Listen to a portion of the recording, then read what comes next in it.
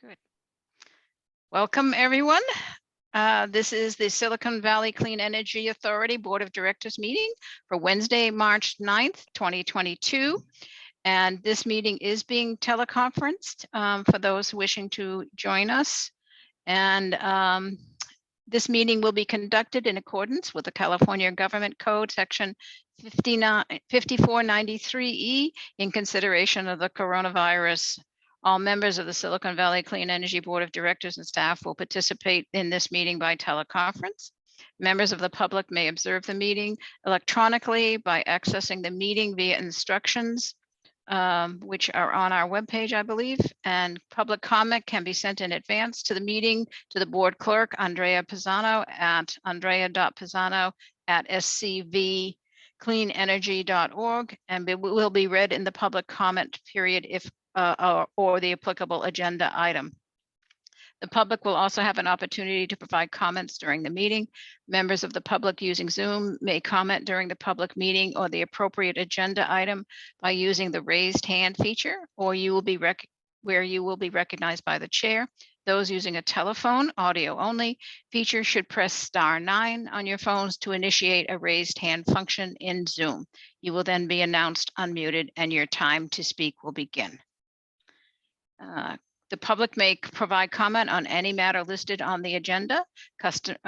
Speakers are customarily limited to 3 minutes each. However, the board chair may increase or decrease the time allotted to each speaker based on the number of speakers, the length of the agenda, and the complexity of the subject matter.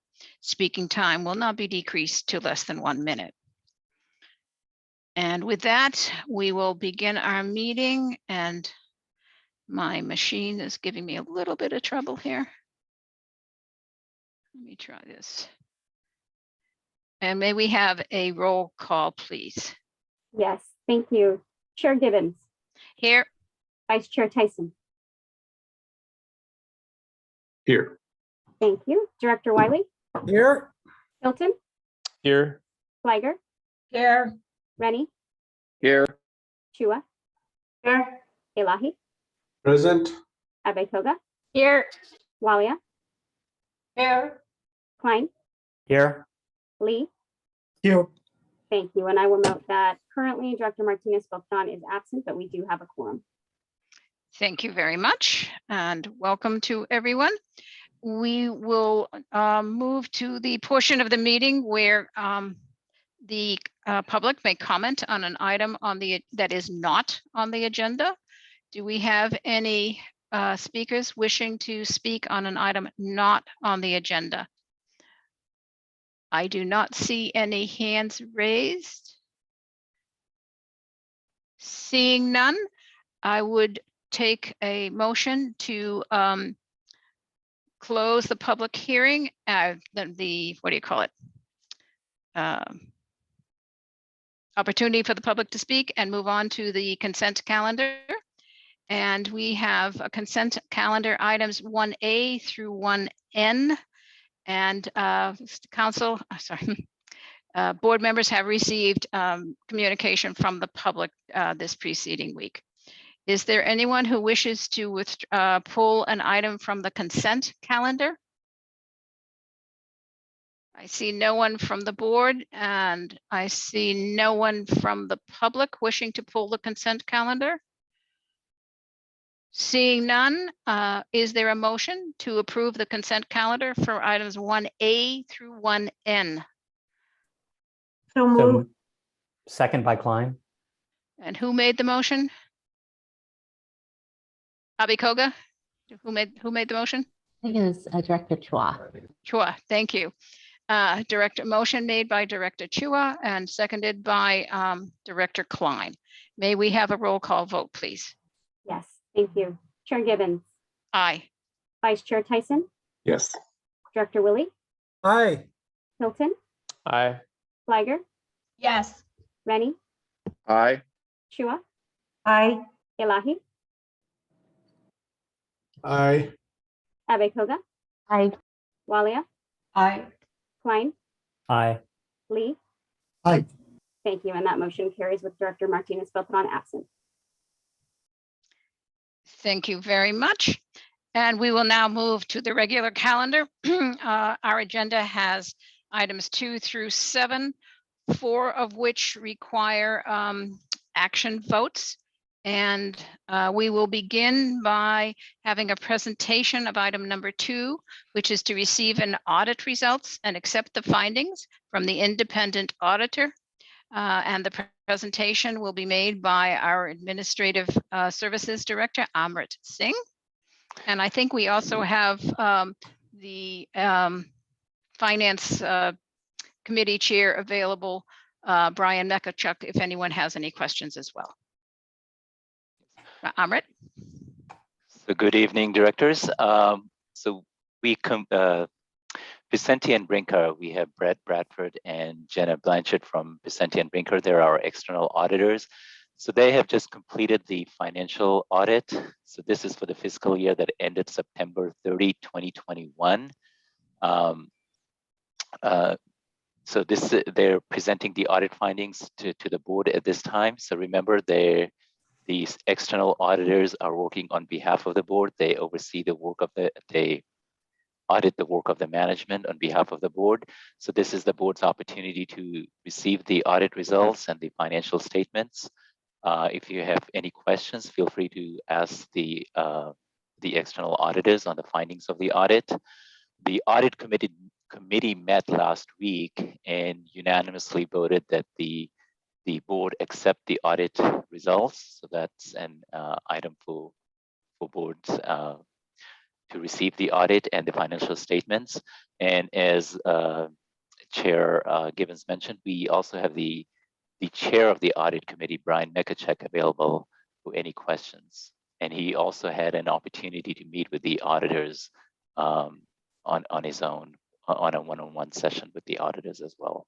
So with that, I'm going to hand it over to Brett and Jenna from Vicente and Brinker. Thank you, Amrit. Appreciate that introduction. As Amrit mentioned, here with my colleague tonight, Jenna Blanchard, and I believe we have a slideshow that is fairly brief. It's good to be back once again. We have a brief presentation and a boring presentation, which is a good thing for audit reports. If we could advance one slide, please. Quick introduction. We're working with several CCAs throughout the state right now. We've been involved with that space for several years. I've been around for a while, and Jenna's has been around for a while, but not quite as long as me.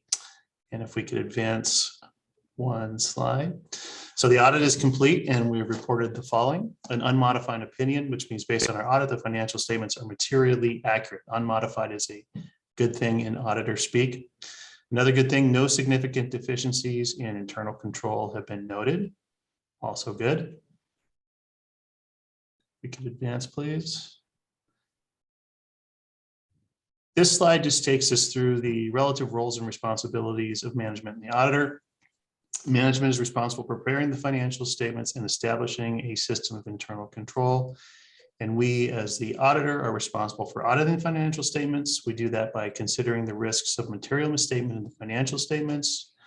We consider the internal controls relevant to the preparation of the financial statements.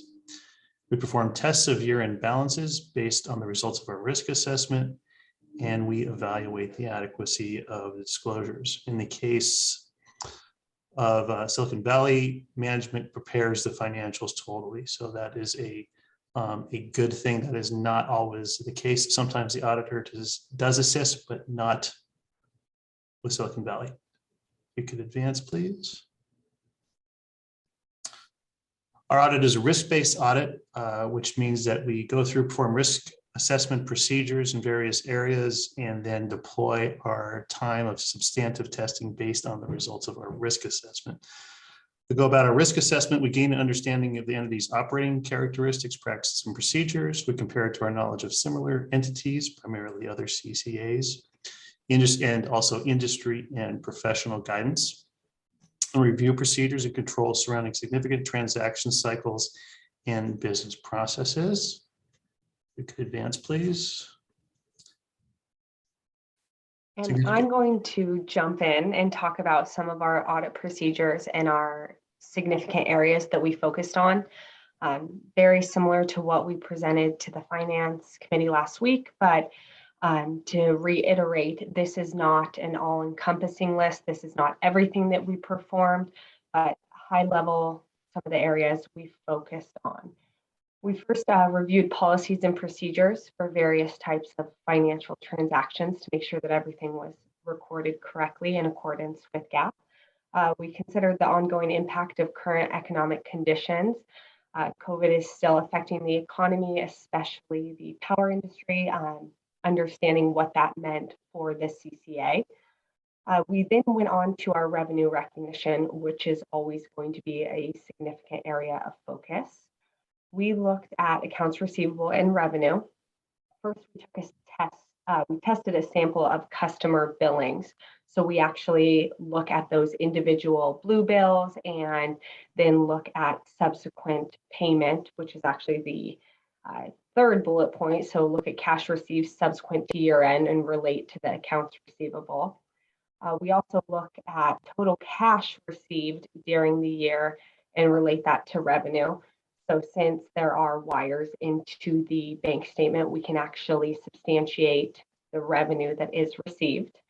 Another area that we looked at was revenue recognition through year end and the method for determining accrued revenue, which is going to be the energy that has been sold to customers but not yet billed for.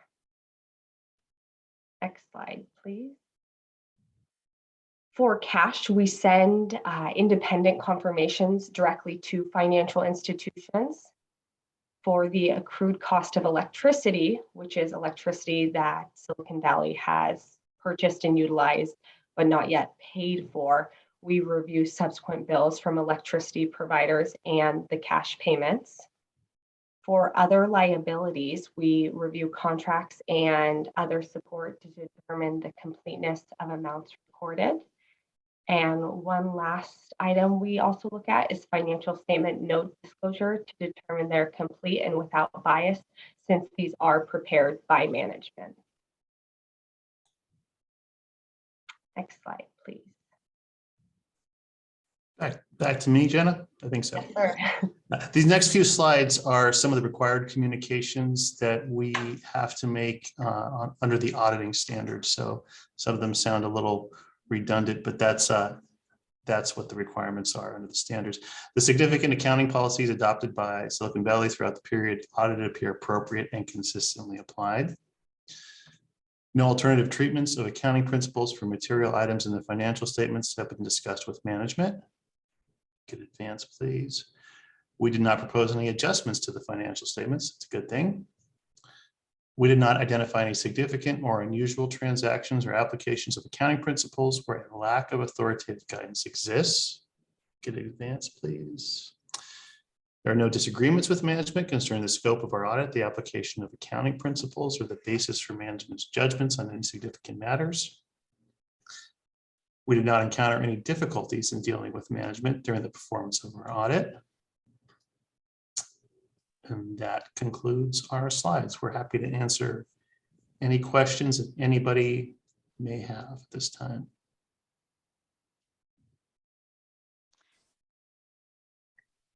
Thank you, Brett and Jenna.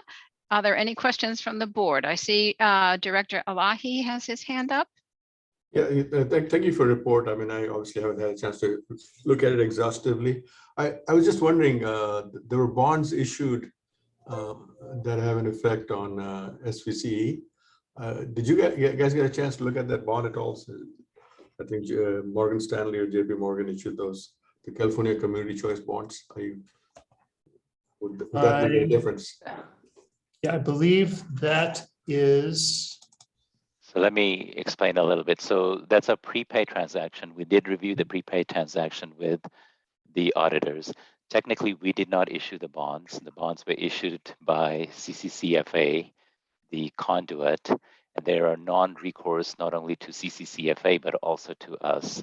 But we did go through the structure of our prepaid deal with Brett prior to actually completion of the prepaid deal. Yeah, good. So I'm just wondering, would that show up anywhere in the notes or anywhere else? I know we're not on the hook on those bonds, but is that something that should be jotted down somewhere? Well, it's, so, Amrit, that is subsequent to year end though, I believe. It was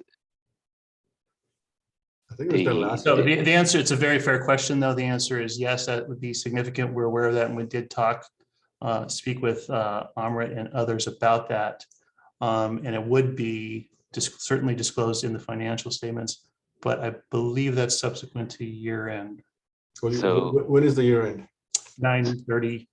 September Yeah, 30th. so we're going back in time a little bit. Yeah, but the bonds were priced September 9th to September 10th. But the prepaid transaction went in play January of this year. That's when the energy started flowing. yeah. I just want to make sure if it needs to be noted somewhere that you guys are aware of it, and we'll Oh, take care of yeah, it. we are aware, and that will feature more prominently in next year's financials. Right. Thank you. Thank you very much. I see no other questions from the board. We will move to public comment and from the attendees. I see no comments from the attendees. And we would bring this item back to the board for discussion and or a motion. Would anyone like to make a motion to accept the audit report? I'd like to make the motion. Abikoga. Second, We have a motion by Director Abikoga and a second by Director Alahi. And may we have a roll call vote, please? Yes, thank you. Chair Gibbons, Aye. Vice Chair Tyson, Yes. Director Willie, Aye. Hilton, Aye. Fliger, Yes. Rennie, Aye. Chua, Aye. Elahi, aye. Abikoga, Aye. Walia, Aye. Klein, Aye. Lee. Aye. Thank you. And that motion carries with Director Martinez Beltran absent. Thank you all. And also thank you very much to Brett and Jenna for working so diligently with our staff to make sure that we are taking good care of our business and fiduciary responsibilities. So thank you for an excellent report and a relationship with our staff. Thank you, everybody. Thank you. Thank you. And with that, we will move on to item number 3 on the agenda, which is the CEO report. This is a discussion by the CEO, Belanchandra. Thank you, Chair Gibbons, members of the board. We have a set of attachments to my report. I'd be happy to take any questions on that, either at the meeting or after the meeting. We do cover several areas on progress on our programs, update on legislative and regulatory issues, the work we are doing on outreach through our account services and customer relations team. And our marketing communications team also talks about press that has covered various initiatives that have been undertaken by SVCE. So happy to take questions on that. The only item I would like to bring up here is announcing the hiring of a new employee. And I would like him to reintroduce himself to you, and that is Tony Yulo. Tony, it's all yours. Thank you, Girish. Madam Chair, members of the board, it's my pleasure tonight to present to you from this side of the virtual podium as opposed to being on the virtual dais. This is my 4th week at SVCE, and I have to say, there's nothing surprising about it. It's everything I had anticipated and hoped for. It's a group of competent, dedicated people working on exciting projects, pushing on all fronts as we can in the aim to both serve our customers with clean power and decarbonize our area. So it's been really a pleasure, a great group of folks, just like you know they are. And so it's no different on this side, let me tell you. So, and with that, I'll conclude. It's been great. Thanks. Thank you, Tony. And it is a delight from the board's perspective to have you here to add your expertise and working relationship with not only our staff, but also your great relationships with all of us jurisdictions. And I think that's going to bring a great richness to some of the programs that we're going to hear about later this evening. So thank you for joining us. And we will look forward to many more discussions with you. Thank you. My pleasure. Girish? Chair Gibbons, that's the end of my report. Thank you. If there are no comments from the board members, we will close the item number 3 and move on to item number 4, which is the approval of the mid-year 2021-22 adjusted operating budget. This is an action item, and the speaker this evening will be CFO and Director of Administrative Services, Amrit Singh. Thank you for that. So I'm pleased to bring the mid-year adjusted budget, and we'll go to the next slide, please, Andrea. So as Chair Gibbons mentioned, this is an action item. At the end of the presentation, we will be asking the board to approve the resolution adopting the adjusted mid-year operating budget.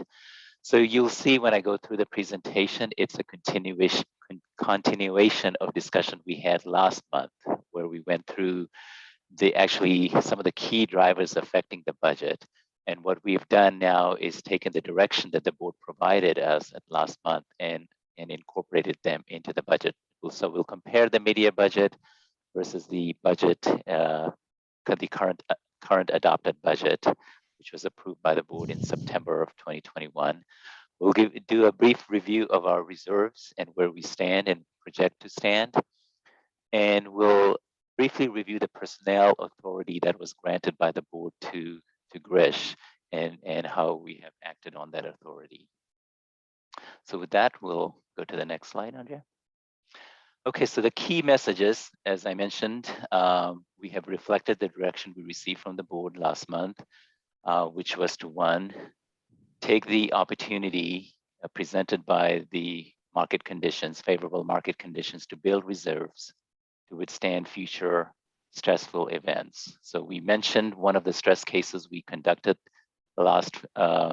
in November of last year, where we showed that if that were to materialize, we would have a substantial draw on our reserves. So we need to be able to build reserves to be able to withstand such stress cases.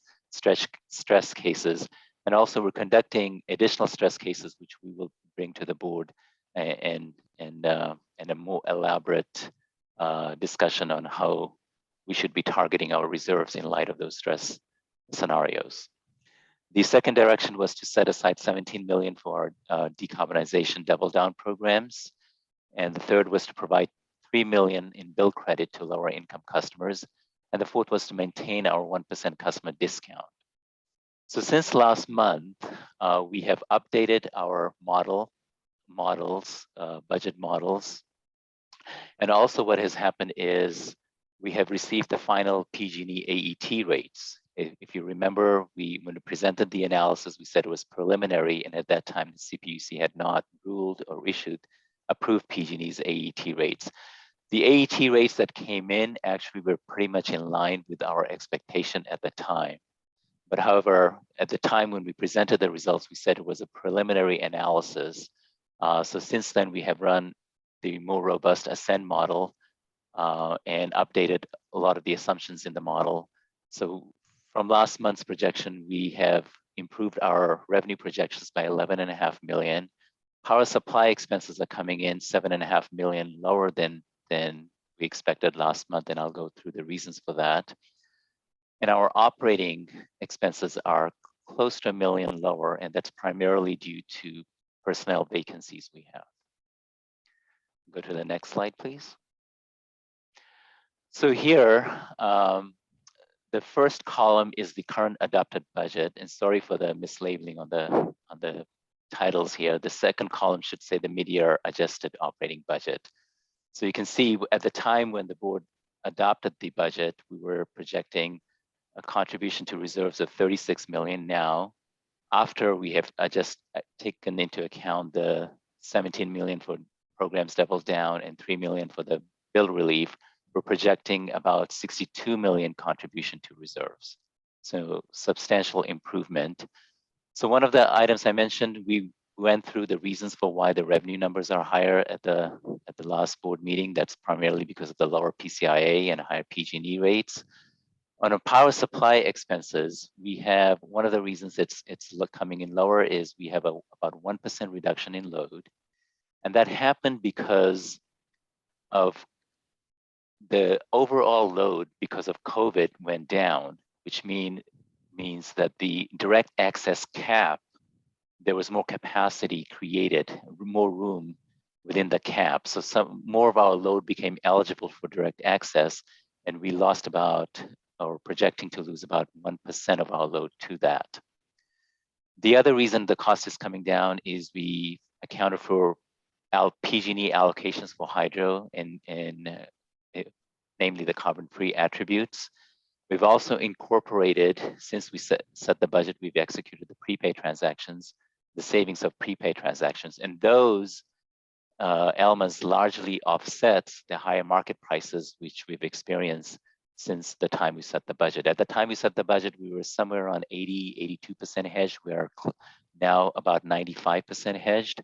So we're still projecting energy expenses will be about 1.4 million higher than when we set the budget, but not as high as we mentioned last month for the reasons I just mentioned.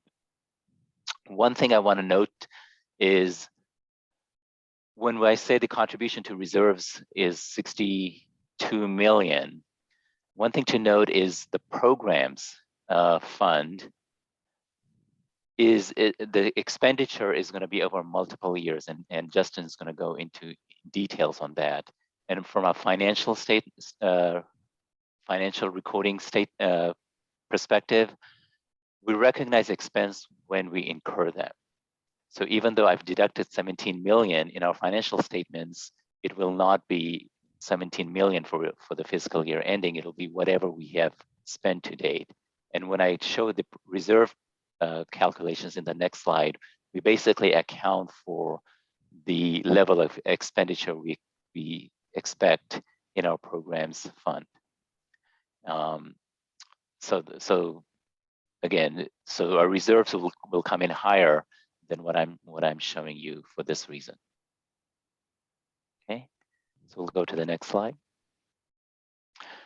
So the projective reserves, again, accounting for the unspent program fund allocations that we're forecasting by the end of the fiscal year. We're projecting we will end reserves at about 240 million. That's 294 days of cash on hand.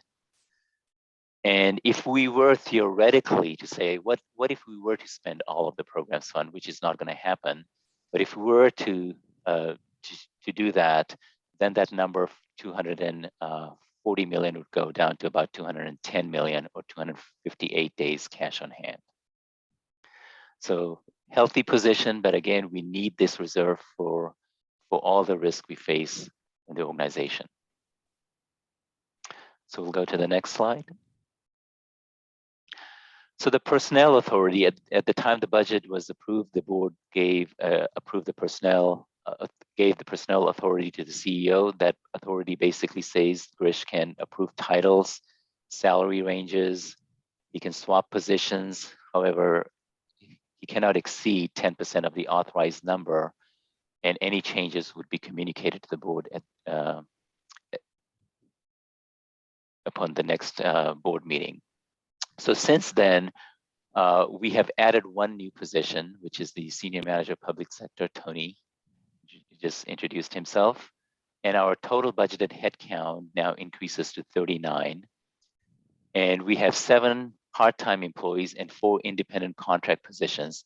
Currently, we have 11 vacancies to fill, and that accounts for the 2 vacancies we mentioned at the last board meeting, with Mel and Poonam departing.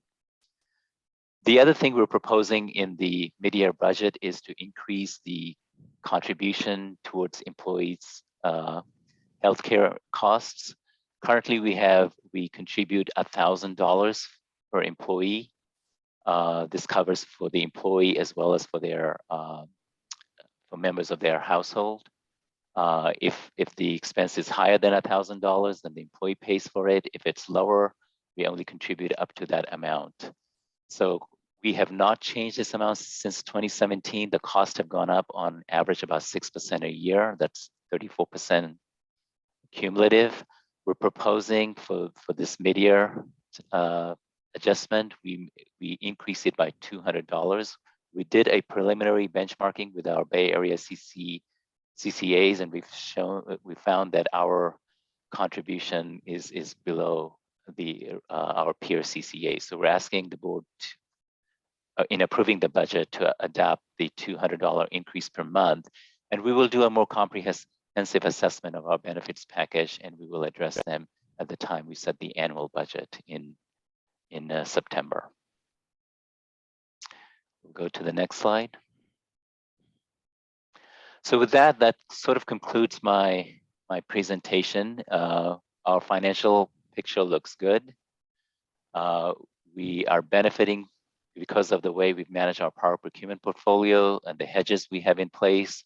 We're benefiting from the way the market has moved, but we all know markets can move in unfavorable ways, so we need to build reserves, and we've taken actions to do that with this budget. And as I mentioned, we are conducting additional stress test analysis. Our plan is to complete them in April timeframe, so that we're in position to bring that to the executive and the finance and admin committees in May and June timeframe. We don't have a board meeting in July, so we will bring those results to the board in August. And at that point, we will use the stress analysis to basically look at the adequacy of our reserves, and we will then we will recommend, based on the stress analysis, what the appropriate reserve target should be. And then we'll incorporate the board's comment feedback in August and incorporate them in the budget that we'll present for approval in September, following our normal budget approval cycle. I've listed some of the major risks on the slides on the right here. Some of these will be reflected in the stress test that we'll be conducting. And with that, I'll take any questions, and next slide, I think we're asking for the vote. Thank you very much, Amrit, and your team for pulling this summary together for the board to take a look at. Do we have any questions from the board? So see none. And do we have any questions from the audience? I see none, and we will come back to the commission. And Director Elahi, I see your hand raised, and I also have a comment. Director Elahi. Yeah, thank you, Amrit. I think that was a good presentation. Gives us an overall picture. And I think you're doing the right thing by increasing the benefits to the employees. Our staff are key. It'll be helpful to add that as a total cost. I'm guessing it'll be closer to about 100,000 a year, but that might be helpful to put that in. So yeah, that's going to be good to do that. And I had one more comment, but it'll come back to me. I guess I just lost the train of thought on that. So yeah, I'll come back on that. Thank you. Okay. So thank you. I had a similar question. I do think that looking at the benefit package for the budget in discussions in August is going to be an important consideration. So thank you for queuing that up. And I think. Yeah, it just came back to me. Sure. Can you go back to slide 7 that you were showing?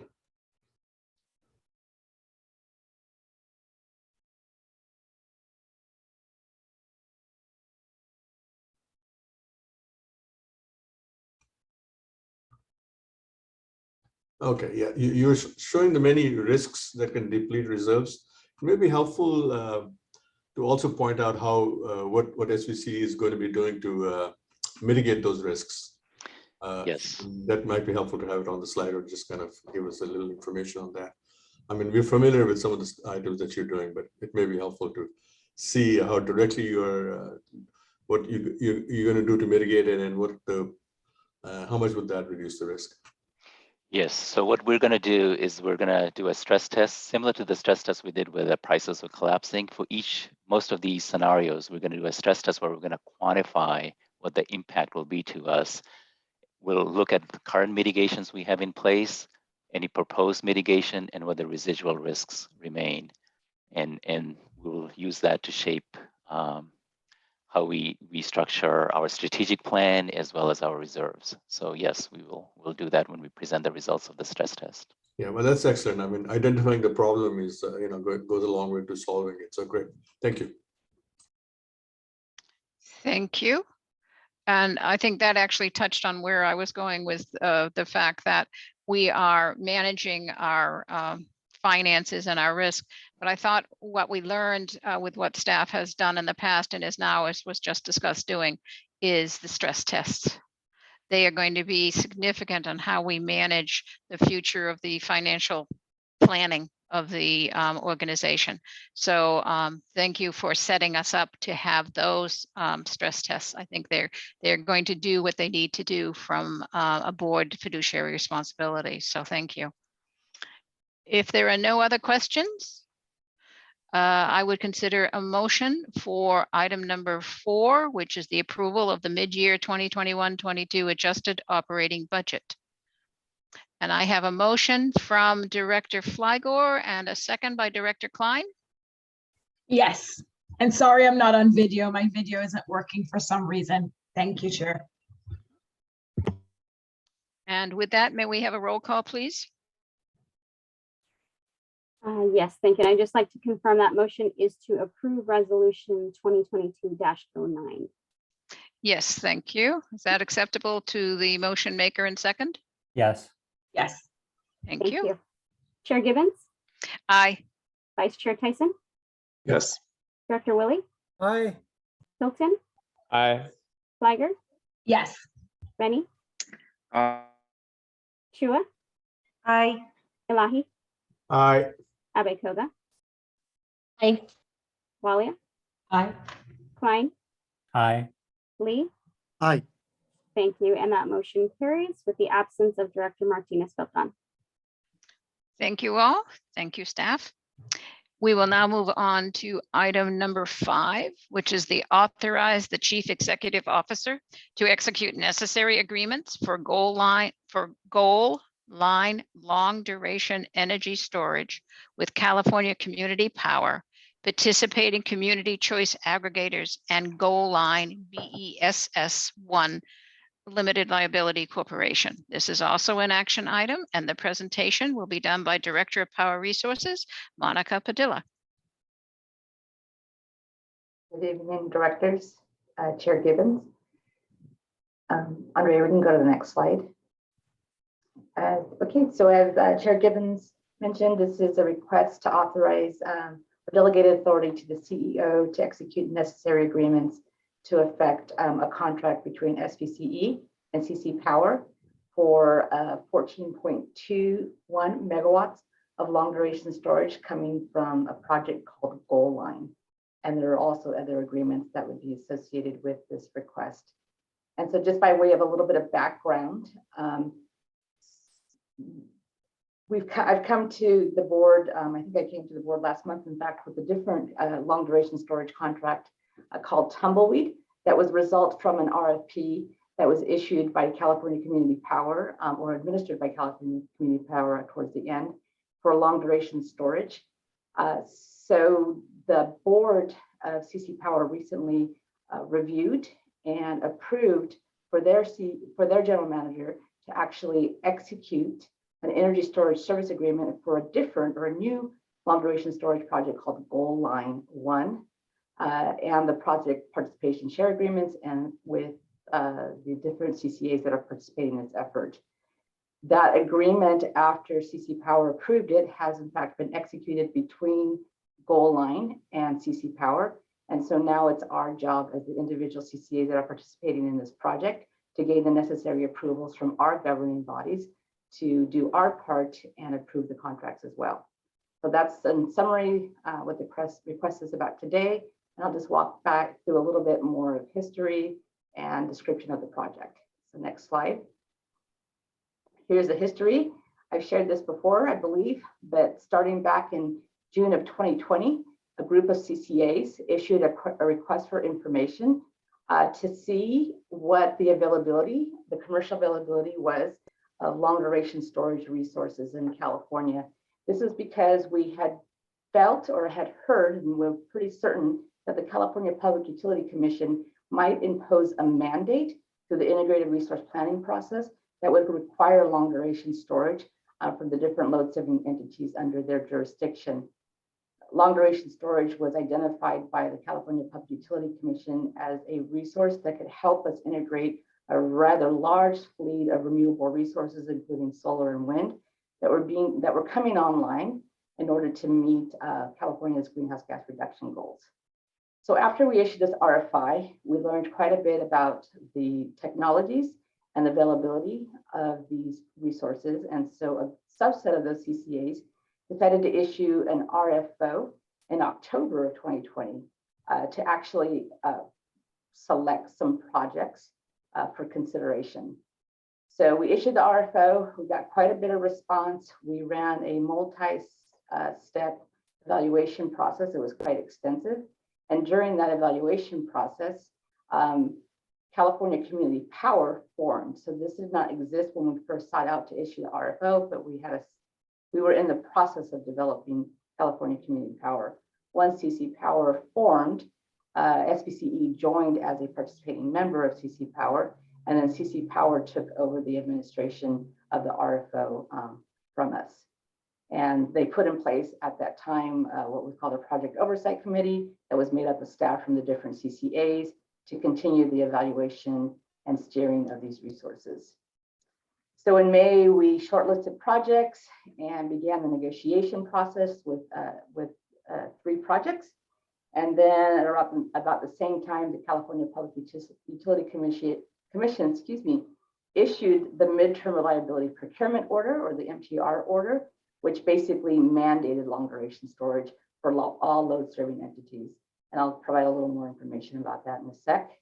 So as I mentioned, CC Power approved its first contract, and Silicon Valley Clean Energy's board approved participation in Tumbleweed back in January. And now we're here today with Goal Line. Next slide. So this is an illustration of what the Midterm Reliability Procurement Order essentially mandated. Overall, it was 11.5 gigawatts of new capacity. So these are new resources that would need to come online between 2023 and 2026. Included within that requirement are certain technology carve-outs, including long duration storage, that need to come on by 2026. So SVCE's share of that 11.5 gigawatt procurement order amounts to about 237 megawatts. So about 0.23 gigawatts. So we're a pro rata share of the overall requirement based on our pro rata share of PG&E's load. Next slide. So the order had essentially 4 requirements. The first requirement is for what we call generic clean capacity that has to come on by 2023, and then a portion by 2024. The second requirement is what we refer to as a Diablo Canyon replacement. It has to be zero emitting resources. So it's essentially clean energy or renewable energy paired with storage that can discharge over a 5-hour period. And then requirements 3 and 4 are what they call long lead time resources. And this includes firm clean resources, otherwise referred to as geothermal and biomass, but for the most part geothermal. And then long duration storage is what we're talking about today.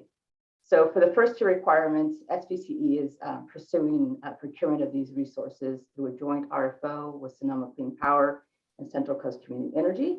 And then the second 2 requirements, we're pursuing resources through California Community Power again. Next slide. So with respect to long duration storage in the Midterm Reliability Procurement Order, the CPUC has specific requirements on what you would need to procure in order to count for long duration storage, including that it had to have an 8-hour minimum discharge duration. It had to be able to provide resource adequacy. So that means it has to be deliverable into the Cal ISO. It had to be for a contract of a minimum of 10 years. And then it would be subject to what they call the adjusted effective load carrying capacity, or ELCC. So this table here shows essentially what all of the participating CCAs in this effort's requirements are, and then what their procurement efforts would be with both Tumbleweed and Gold Line. So if you look at Silicon Valley Clean Energy, our requirement per the midterm reliability order is essentially 20.5 megawatts. But then you have to adjust that for this effective load carrying capacity. And this is an estimate as of now, because the CPUC has the discretion to change the ELCC. But we're being conservative here and assuming that it's going to be a relatively modest or conservative ELCC. So we would have to procure 26.2 megawatts. With your approval of Tumbleweed, we will have met 14.66 megawatts, leaving us with a balance of 11.5 megawatts. And with your approval of Gold Line, should you approve that today, we would pick up another 14.2 megawatts of capacity, thus meeting our requirement. Next slide. So Gold Line is very much like the Tumbleweed long duration storage battery that we brought you earlier. It is a lithium ion battery. It's being developed by Onward. It has an 8-hour discharge duration as required. The total project is 50 megawatts or 400 megawatt hours. We would have a full toll on this one, so we get all the tolling rights, all capacity rights. It's located in Escondido, California, which is in San Diego Gas and Electric service territory. It would actually come online a year before, or expected to come online a year before what is required in the mandate, so June 2025. It's offered to us at a fixed price with a variable charge should we exceed a certain number of cycles per year, and it's for a 15-year term. Next slide. So to recap some of the benefits of long duration storage beyond meeting our compliance requirement, which is obviously is very important, is that these resources bring value to our portfolio in the form of a tolling arrangement. So it allows us to charge the battery during the low cost hours on the grid. These are usually the solar producing hours, and then discharge them during the higher price hours, which are usually the non-solar hours or the hours in the evening. The resource does reduce portfolio risk in that it gives us another tool to manage high prices during certain hours of the day. It has the benefit of helping enhance grid reliability by providing ancillary services and resource adequacy attributes. These might change over time, but right now they do provide these two attributes. And then even though this is not being charged by a solar system directly, it is being charged by the grid, most likely because they will be operated, again, for economic reasons. It's going to charge in hours when the solar system, when solar resources throughout the grid are generating, and it's going to discharge in hours when it's not generating. And those also tend to be high emitting hours. So it has the indirect effect of reducing emissions, which also has the benefit of helping us meet our long-term carbon-free goals to be 24/7 or close to 24/7. Next slide. The agreement structure is the same as the contract structure that we use for Tumbleweed. The energy storage service agreement will be between Gold Line and CC Power. And then we will have an agreement between SVCE and CC Power and the participating members called the Project Participation Share Agreement, along with this buyer pass-through liability agreement. So the contract structure is the same. It will also have a step-up provision within the Project Participation Share Agreement that is capped at 125%. So should one of our partner CCAs terminate or default for whatever reason after execution, we're required to take some additional capacity up to 125% of our original entitlement share. It meets CC Power Board's requirements or specifications for labor, environmental, and environmental justice preferences. The contract is actually been executed, so it's more than substantive form. It's essentially final form. And we have 90 days from the date that CC Power and and goal line sign to get all the necessary approvals. Next slide. So while our expected capacity entitlement from this project is going to be 14.21, or I think this might be a typo here. This should be 14.21, not 14.19. I'm sorry. Megawatts.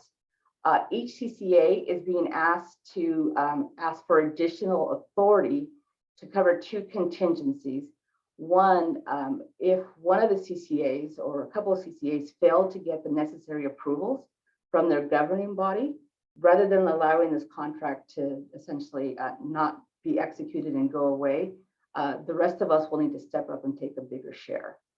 And then the second contingency is after execution, as I mentioned before, in the event that one of the CCAs or multiple CCAs have to terminate for whatever reason, then we would take an additional 25% step up.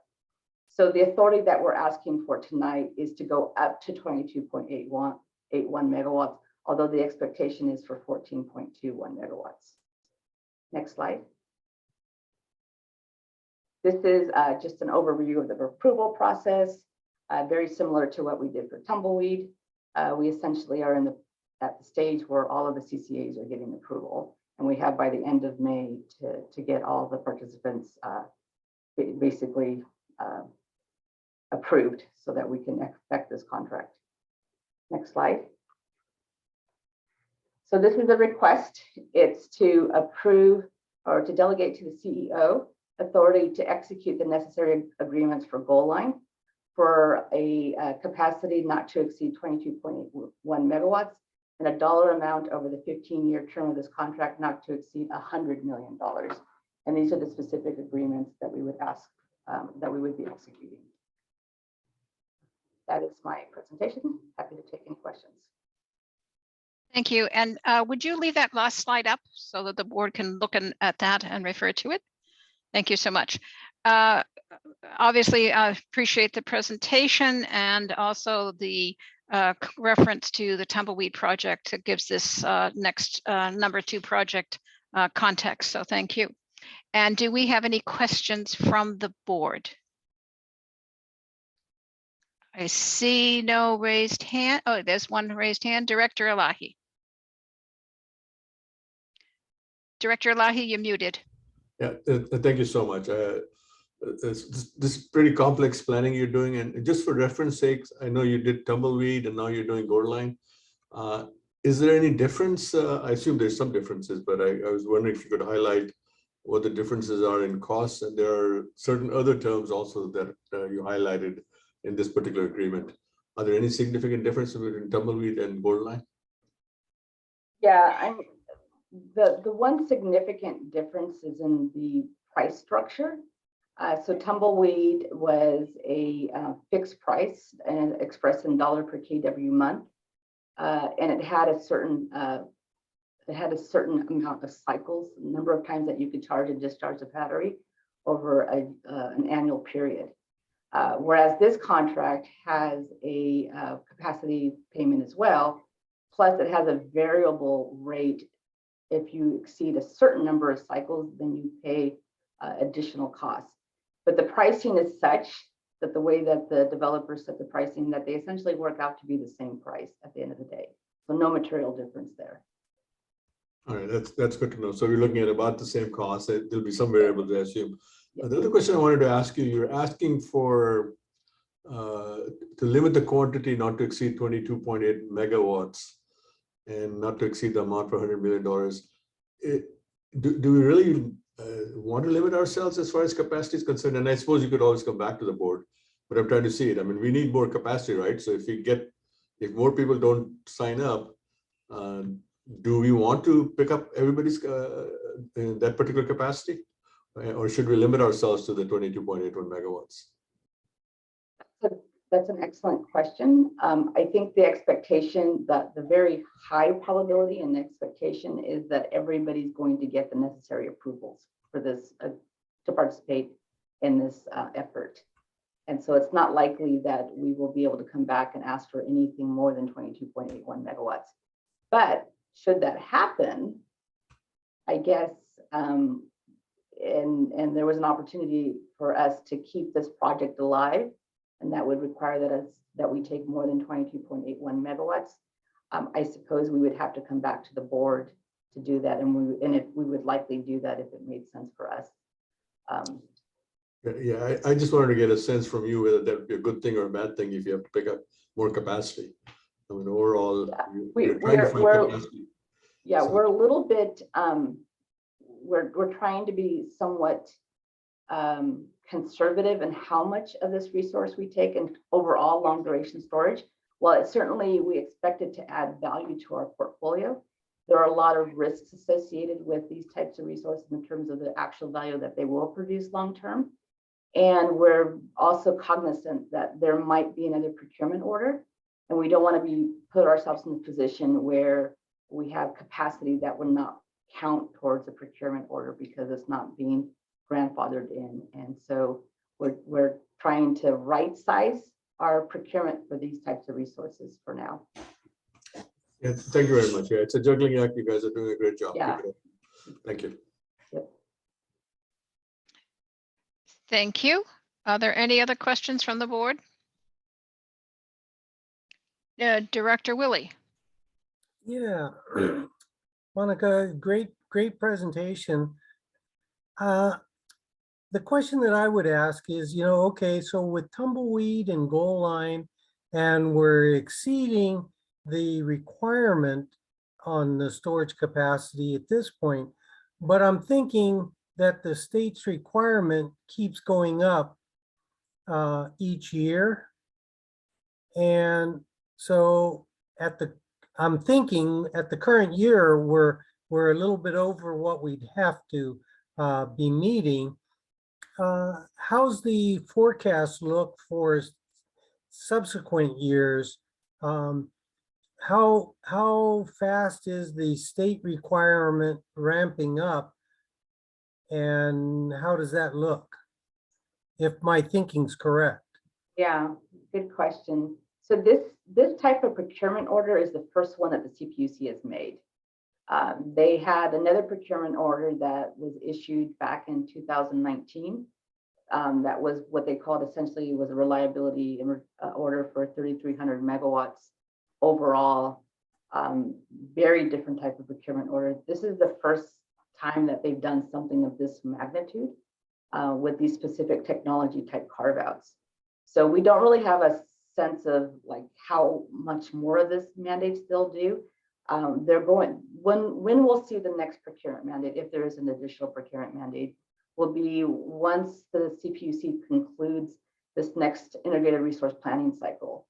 So we have to develop an IRP every 2 years, and then the state takes all of the load serving entities IRPs and aggregates them every 2 years. And then based on the aggregation of all of the IRPs and their projections of what we need to meet reliability, that's where they decide whether there's sufficient capacity or there's gaps. And that's when we'll see an additional procurement order if they determine that there's not sufficient resources coming online to meet the capacity the reliability requirements of the state. So theoretically, if the process goes the way it's supposed to happen, we would see that procurement order no earlier than next spring, we believe. So spring of 2022. Yeah, I'm a little bit lost there. Okay, so the next procurement order, but I'm thinking that we're essentially kind of responding to or chasing the state's requirement, or is it the CPUC's requirement? Yeah, the CPUC acts on behalf of the state. It's one and the same. There you go. Okay, Yeah, so kind of one in the same. And so have they only mandated what we're currently working to, and they haven't forecasted out? Kind of like, the clean energy requirement where, we're forecasting out 2035, 2040. Do we not have some type of? Yeah, so that's the integrated resource planning process. So this next integrated resource plan that will be developed by the California Public Utility Commission will go all the way through 2032, I believe. It's a Okay. 10-year planning tool, and that's when they'll make that next determination of whether or not there's enough resources being planned to be developed to meet the capacity requirements. So I guess we can't really forecast. We have to kind of wait for them to mandate, I guess. So we don't have to wait for them to mandate. We procure resources that make sense for SVCE. Okay. We've procured a large amount of solar with storage resources, not because they were mandated, but because they made sense for Silicon Valley Clean Energy. They provided value to our community. We believe that if you were going to put that much solar on the grid, that the sustainable and right thing to do was to pair it with storage. And also storage helps the economics of solar as well look better. So we've done lots of procurement that's not been mandated, just to be clear. That this just happens to be a mandate that they assign on a pro rata basis. They didn't take into consideration procurement that we had already done. They basically said, you just need to buy it. So that's where we're at. So I kind of get these additional questions in my head here at this time. So I guess the way I'm understanding this is that we're going to be accumulating the power and putting it into these storage while it's lower cost time of the day for the clean energy. And then we're going to be using that, selling that to our customers in the higher cost time of the evening. So it would seem like then we're going to be getting a net savings for all the release of this stored lower cost energy. And so if that's correct, then that's kind of what's paying for the lower, the long-term storage, I guess. On an expected basis, you know, if we use some pretty sophisticated models where we do stochastic assessments on an expected basis. We look at what the forward, what we believe the forward market price is going to be, and then we compare that to the cost of these resources. And on an expected basis, it appears as though we will receive value from these resources. That is, the energy revenues that we expect to see from that arbitraging is expected to pay for the cost of the battery. A lot of things can change over time. Market prices can collapse, right? So value can diminish. As more and more of these resources are added to the grid, it dilutes the value of these resources as well. So there's a lot of things that can happen in 15 years. That's why we always caveat that on an expected basis, we expect them to essentially provide a value to our portfolio. So once again, maybe one more question. Sure. No, I heard what you said about the number of discharges, and if we exceed that, then there's additional charges to us, and that's fine. Do we, and maybe you mentioned this and I missed it, do we know roughly how long these batteries, the long-term storage, what's the life of it?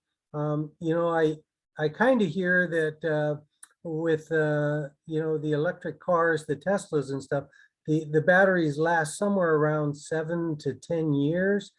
Is that what we would expect out of these, or are these more reliable and it would go longer than that or shorter? Right. So lithium ion for this type of application is fairly new. That is for 8-hour discharge duration. So it's hard for us to say with any certainty how this resource is going to perform. Contractually, though, the owner of the project has an obligation to keep a certain level of efficiency and capacity always associated with this project. So what will happen will be that as the cells or the batteries degrade over time, the developer will have to replace that with new cells and new batteries, so that we're always getting a certain amount of output from the project. Okay, great. I now I kind of have a good idea of the big picture. Thank you very much. You're welcome. Thank you for the questions. Thank you for those questions, Director Wiley, Willie. Any other questions from the board? Seeing none, we will look to the public. Do we have any questions from the public? I see one hand raised. Brian Mekachuk, may we have your questions? Hello. Hi, I'm just wondering, what's the approximate capital cost of this project to the owner? Just so that I can put it into perspective. I think this is really exciting, but I'm just wondering how much are they investing in this? Am I allowed to answer? I think so, if it doesn't have any confidentiality issues with the contractual information. Yeah, I don't know is the answer. That's not information that the developers are required or will share with us. May I say, as part of the contractual agreements, there is a surety amount that's put in for their performance, right? So we have collateral. Yes, we have what we call development and performance deposits that CC Power will collect, but that has nothing to do with the cost of constructing or the capital cost of these projects. I don't know what the capital cost is of the project. Well, I was going to try and answer the director's question a little differently, which is what are the protections for us if they default, if they haven't financed it properly, if their financing isn't working, whatever the amount is, that we do have a financial structure in our agreement that they must perform. I don't know if I'm jumping to your question, Director Mekachuk.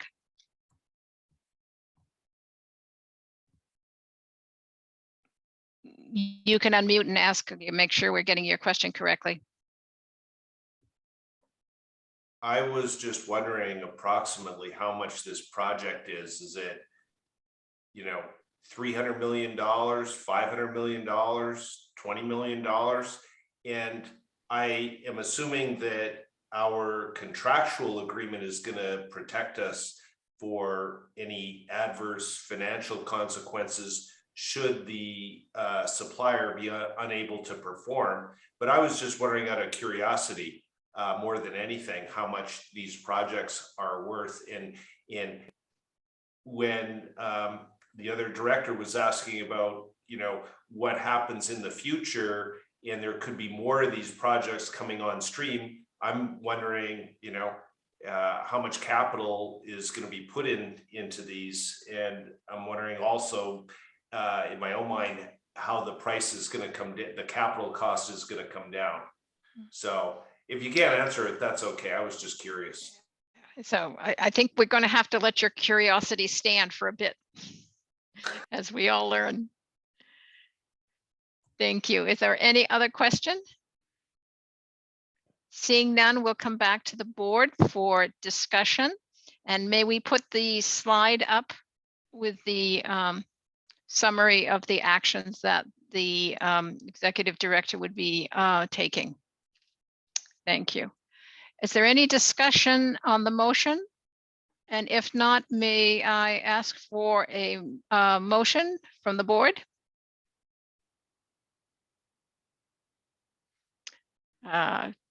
Vice Chair Tyson, may I ask you to make a motion, and then I will accept a second by perhaps Director Willie? I'd be happy to. I'd like to make a motion that we authorize the Chief Executive Officer to execute necessary agreements for Goal Line long duration energy storage, as noted in item number 5. And I'm happy to second that. Thank you, Director Willie. So we have a motion by Vice Chair Tyson and a second by Director Willie. May we have a roll call vote, please? Thank you. Chair Gibbons, Aye. Vice Chair Tyson, Yes. Director Willie, Aye. Hilton, Aye. Fliger, Yes. Rennie. Aye. Thank you. Chua, Aye. Elahi, Aye. Abetoga, Aye. Walia, Aye. Klein, Aye. Lee. Aye. Thank you. And that motion carries with Director Martinez Beltran absent. Thank you very much. Exciting to get number 2 of the long duration storage moving forward. And we will now move on to item number 6, which is a presentation. It is the adopt a resolution approving the funding allocation for the double down on decarbonization programs. That is also an action item. And the Director of Decarbonization and Grid Innovation Programs, Justin Zugunis, is going to present to us. Justin?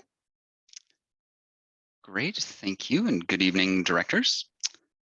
Tonight, yes, we're going to talk about doubling down on our decarb programs and expanding what we're doing. Next slide. So the board has set aside an additional $17 million in programs, which is on top of our normal program expenditure. And today, or in this item, we are asking the board to approve how we are proposing to allocate this additional $17 million towards programs. Next slide. The board has already discussed the 5 program topics that we've identified here, both back in November of 2021, when this item first was brought to the board for discussion, as well as previously as a part of several of our joint action plans. We had identified some of these programs. The additional funding that we are talking about tonight will let us do even more than what we had originally planned to do for these programs. So we are really expanding the reach that we're going to have. Next slide. This slide hopefully looks familiar, and it was a big part of what we talked about back in November, that to electrify rapidly and comprehensively as a part of our decarbonization efforts, we really will need policy to be adopted. It's going to play a huge role. SVCE programs can really help enable that policy by uncovering learnings, improving pieces of the foundation on the left here, like cost effectiveness through rebates or promoting awareness of technologies, and working really in tandem with efforts to enact that policy. So this is really about how programs can help enable policy to get us to this large scale electrification. Next slide. This is a high-level just breakdown of where the additional $17 million will be allocated. Again, this is $17 million on top of what we're already have allocated to programs and that we put towards programs on an annual basis. And what I'm going to do is go through 5 slides here, one for each of these programs, where there's a lot more details. And I'm going to kind of focus on some of the high-level reasons why we're proposing putting additional funding into these programs and what we're hoping to increase or expand compared to what we had been doing or were originally planning to do. Next slide. Starting with multifamily EV charging. So this is an area where we have an existing program today, and that program is focused on providing technical assistance to sites. We reach out to property managers, and we've reached out to, I think, almost 400 different properties over the past couple of years. We've had 21 sites actually go through the process with us and get site assessments, learn more about EV charging technologies and think through what will work for them. A part of our program and this sort of technical assistance element has been to connect them with available incentive programs. But something we've found is that many of these sites have challenges leveraging available funds due to timing, application requirements, the eligible technologies.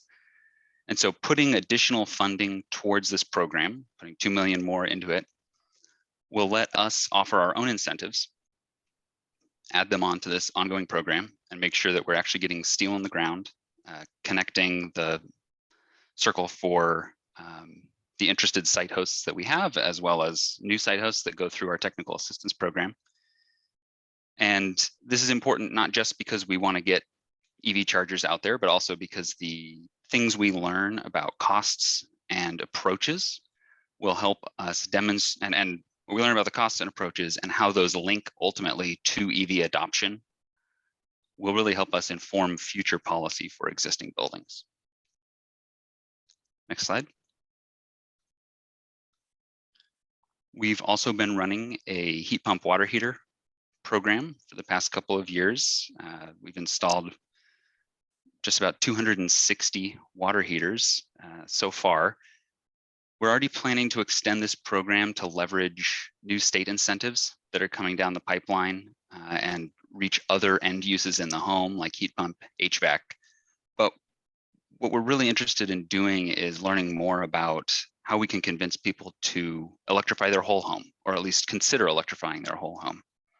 And so putting additional resources into this program will let us, on the incentive side, add elements to sort of an incentive menu that could cover pre-wiring. They could provide adders if you do multiple technologies at once, things that can really push people towards whole building electrification rather than just piecemeal. We also want to have a direct install program and put some funding towards that so that we can also move this conversation forward on the large and affordable multifamily housing front, which is important for equity. And again, the information we gather both on costs and approaches through these efforts will help us understand what it's going to take to implement local policy requirements for existing buildings down the road. Next slide.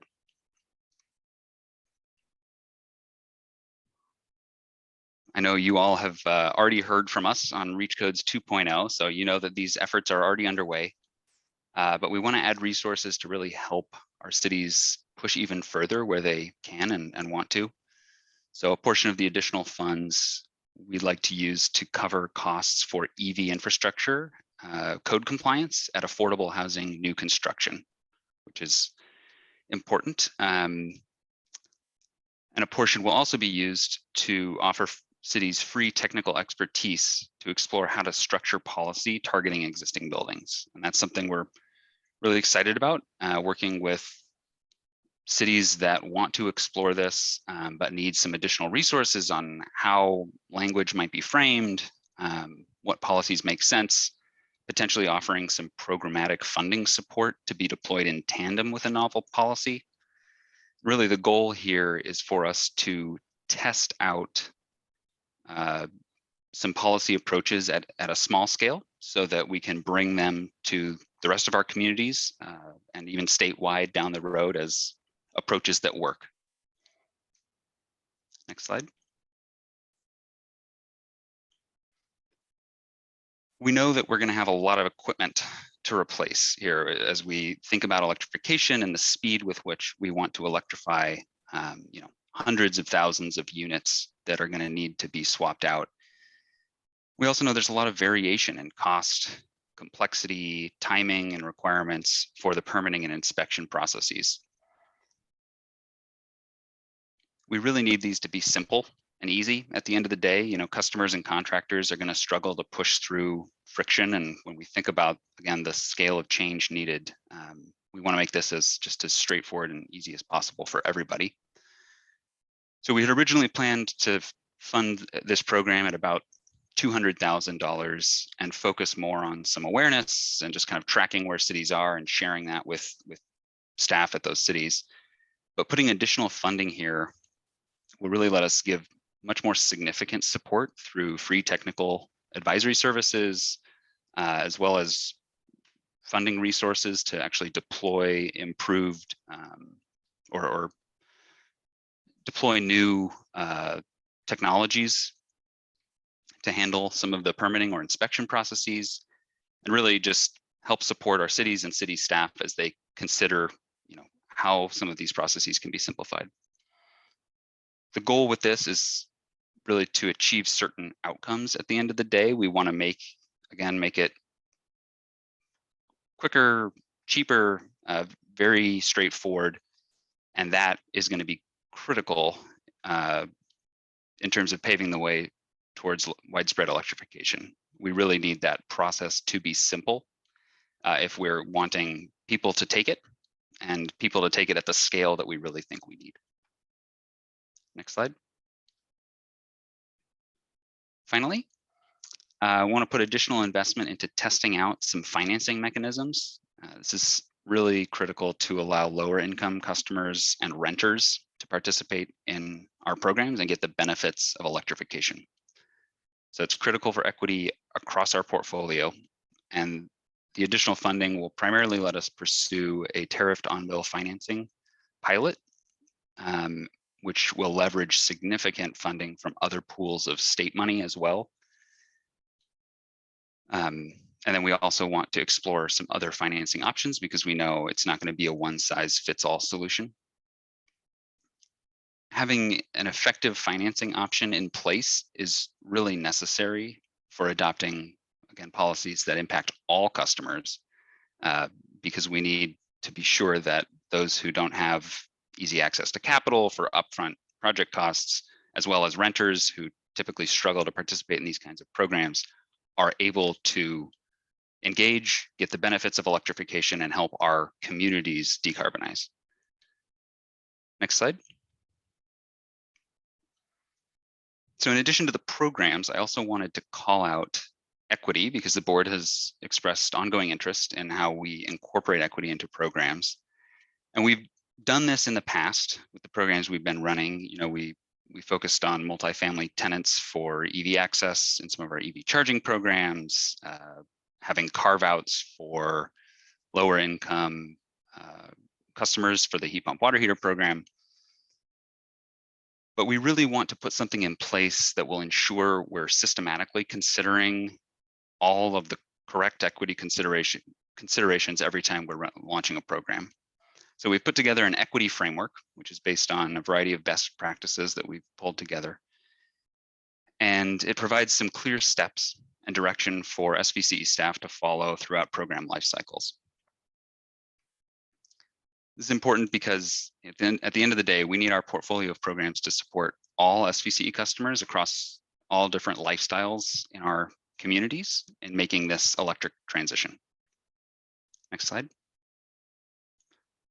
I did want to throw here at the end just one example of how we can use data around equity to consider the divergent needs of our customer groups. So here we like to use SEVI, which is the Socioeconomic Vulnerability Index, to look at different tracts in our service territory.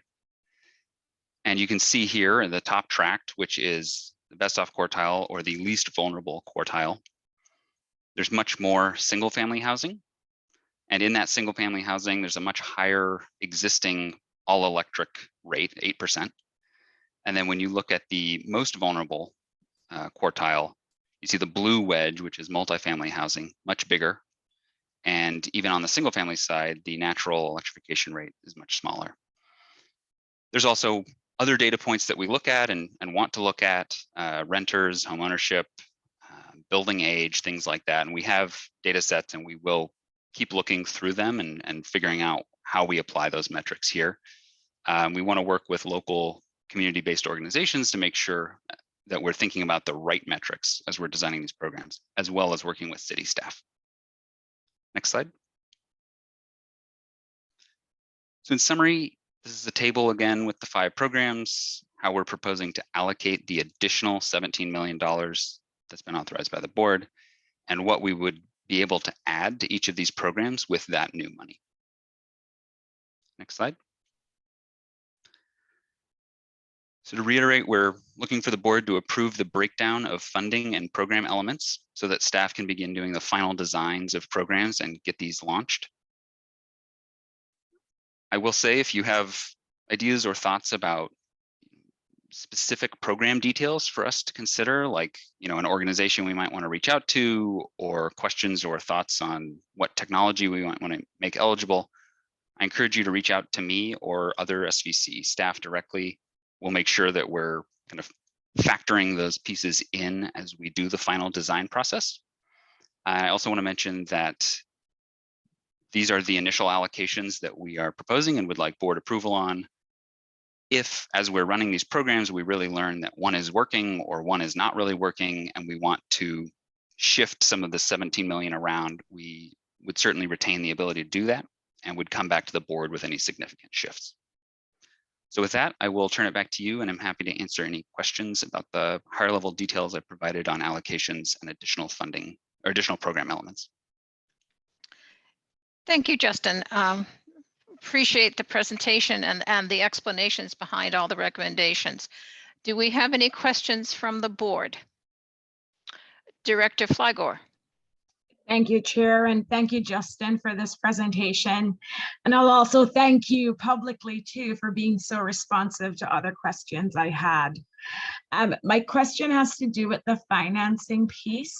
So I see that it's an on-tariff financing structure, but I'm curious whether or not we have any other programs that includes grant funding to incentivize and support electrification. So for example, one of the things I know we heard a couple of years ago, well, Reach Code 1.0 was from our seniors, who could not afford it or would be definitely challenged there. And so I'm curious whether or not any of our programs provide grant funding as opposed to this other type of financing structure. And the seniors in a lot of our communities, they fall into the category of, a lot of them being house rich, but income poor. And so I don't know which of these programs some of our seniors would actually qualify for, but I'm just curious if any of our programs currently provide any grant funding that would support electrification and incentives for seniors. The short answer is yes. I think maybe it's a nomenclature thing, but we do offer sort of incentives and rebates that can cover, a portion of the costs or 100% of the costs for some residents, and we have done that in the past. So yeah, it could be viewed as a grant rather than like a rebate or incentive in that case.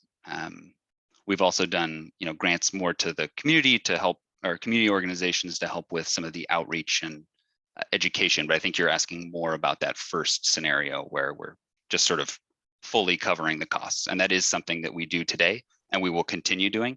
This financing mechanism is really designed to say, when we think about down the road at scale, it's going to be hard to provide incentives for every single unit that's out there or grants. And so ideally having a financing mechanism like this in place where there's no upfront cost required and the costs are repaid based on savings on the bill and other elements that can be captured, we can help structure the program so that it actually meets the needs of those customers as well.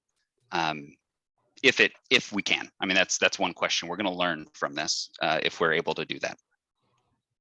Great, thanks, Justin. I may reach out to you separately just to get more information about those existing grant programs. Thanks, Justin. Thanks. Thank you. Director Willie? Yeah, thank you, Justin. I actually have been, kind of anxiously waiting for how we're going to be able to do this. I'm sold, we got to do this, the climate change, but, and for new builds, we can go ahead and change our muni codes. And I see that while it won't just automatically play out, I think we can incentivize and push new builds, building owners to build this into their multifamily. I guess I should have said, I'm mostly focused on that multifamily piece. And then they can use that as an amenity and say, hey, at this multifamily complex, we have EV charging, available for you. So that sounds great. But for the existing builds for which, like I think you say, there's 100,000 out there, that's where I really get challenged. And so the first question I was asked, have you had anybody, or any multifamily that has moved on this so far? By moved on this, you mean like installed EV charging? Yeah. Yes, we have, largely through either a grant program from SVCE where we cover a large portion of the costs, or through some of the available incentive programs that are out there. We also Great. know that there are some sort of quote unquote naturally occurring EV chargers where properties have made the assessment that you just described where, hey, it's an amenity, let's install it. Great. I mean, that to me, gets the ball rolling, so to speak. But now trying to get down to the details. If you've got a multifamily and you've got, renters in there, and they each have their own power bill coming each month, and the EV charger is going to add to their monthly bill, but it's going to reduce their outflow for gas in filling up their car every week. But that's where I kind of struggle, that we've got this incentive, I guess, but how can that incentive work with a renter? If it was a homeowner, he can definitely sign up to, it's going to be a 10-year, 15-year payback. But for a renter, if the incentive, and I'm just pulling numbers out that would, if the incentive was like $1,000, but yet to run the wires and that infrastructure was, say, $5,000, he gets $1,000, but maybe 7 years down the road before he would see the zeroing out of his expenditures. And that, if you have some type of an idea of how that would, a realistic scenario would play out, boy, I think that would really help me to understand. And then when we're doing our reach code 2.0, I can do it with a kind of a clean conscience that we're going to be creating a situation that really does financially work out. And so it's good to hear that somebody's already taken advantage of it. Now, how can we understand how that played out? And thank you. Yeah, and I think just in quick response, I think it would be good probably for us to just connect directly, because we actually have some materials from some pilots that we've run and approaches we've taken that we'd be happy to sort of share and look at together. We also have some specifically for the reach codes, we do some economic modeling that we can make sure that we share with you and that you're kind of comfortable with around what the costs are to add something like EV charging there. So yeah, definitely happy to circle back. Yeah, that would be great, because I am, really hopeful on reach code, 2.0, and for existing construction, all those many different items that we would be electrifying. But, just kind of focusing on one, if I understand that one, then I think the others would be a little bit easier to kind of add to the mix. And so by all means, yeah, if you can connect with me, that'd be great. Thank you. Thank you. Director Chua? Thank you, Chair. Thanks, Justin, for the presentation. You said you're going to start designing the overall program. So I was thinking maybe think about some type of a monitoring plan. And what I mean by that is not do a post-mortem at the end of the year, but during the course of the implementation of these programs, like maybe quarterly or 6 months, look at identify the lower participation cities and work with the staff, the city staff and your staff, and find out why is it low participating city, and and what do we do with it? Then maybe, like you said at your last few statements, is reallocating resources to support the city to increase their participation. So I'm looking at that some type of a monitoring plan on your overall plan. Does that Okay. make sense, Justin? It does make sense. Yes, thank you. And we do a lot to try to track programs both as they're happening, as you say, you don't want to wait 3 years down the road to then Right. do a postmortem. It's much more valuable to be tracking it in real time. And so that's Right. definitely something that we try to keep in mind. And we do have monthly meetings with city staff where we often share kind of, here's a subset of our programs. Let's talk about maybe one of them or two of them. But we'll definitely make sure that with these, we are surfacing those findings as quickly as we have them. And it's the perfect timing because you're designing your overall program. Thank you, Chair. Thank you. And Director Klein. Thank you, Chair. And Justin, I just want to say thank you for the great presentation. And, this is tremendous at the end of the day. It's doubling down in exactly ways, it's that investment in ways that we can really make a difference at the local level. As far as, and I think, one of the biggest issues, I have no problems with new construction, but it's the large multifamily, and we can do incentives for single family homeowners and such of different income levels. But it's the multifamily at the end of the day. And you said that you did outreach, that we've attempted outreach, and then we've done a certain amount of on-site evaluation. Have we gotten feedback on what the main barriers are, just to make sure that the incentives that we're envisioning are breaking through those barriers of, is it, undergrounding? Is it, and I can understand there's a big difference between multifamily apartments and trying to hit common areas versus conceivably multifamily condos. But I'd be interested to hear if we have any feel for what the barriers are for the landowner, whatever that is, to move forward.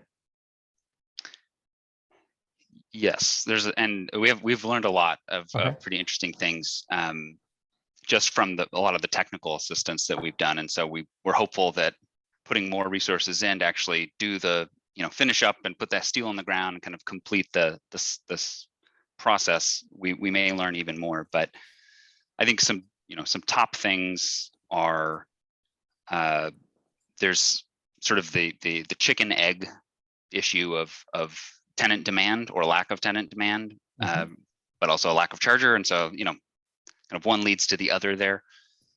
Capacity constraints are also a big issue, as are some of the ADA requirements when you convert spaces and dedicated spaces versus shared spaces. And that actually speaks to one of the challenges that I had mentioned, which is a lot of the existing incentive programs have certain requirements around shared spaces, but a lot of our multifamily properties have dedicated parking. And so it can be hard for them to actually go after those incentives. So those are some of the things that I have off the top of my head, but actually I'll also circle back with you to share some of the pilot reports we have. And we can also connect with the folks that are day-to-day working on our technical assistance program and kind of share some of the learnings directly from the conversations there.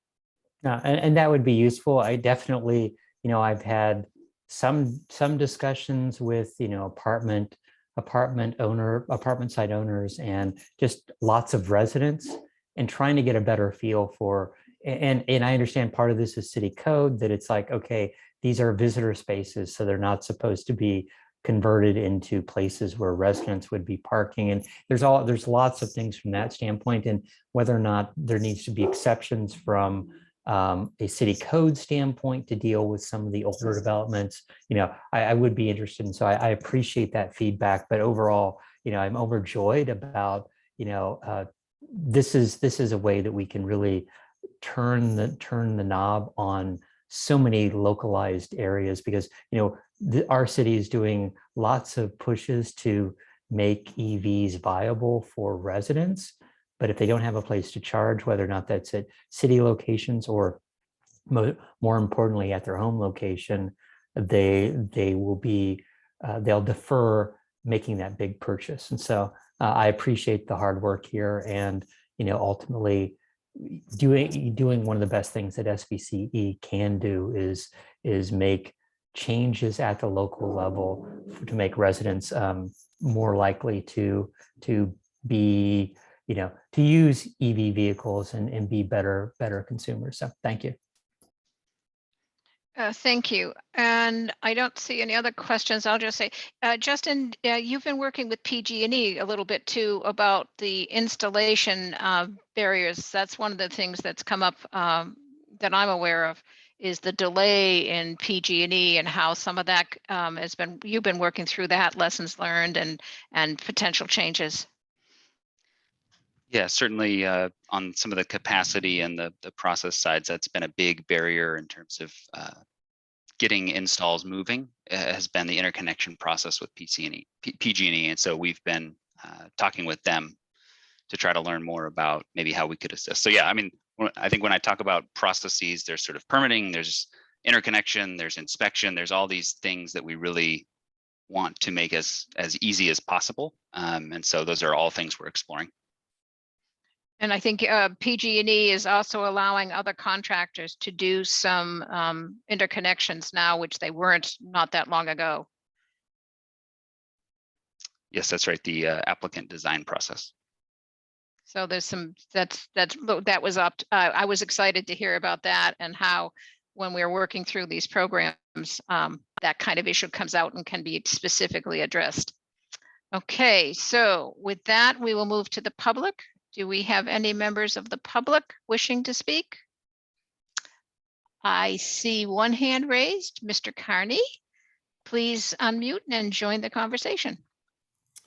Thank you. So I think this is really a critical conversation. I'm glad that we're looking at it. I'm glad that there's more money than has ever been available before for programs.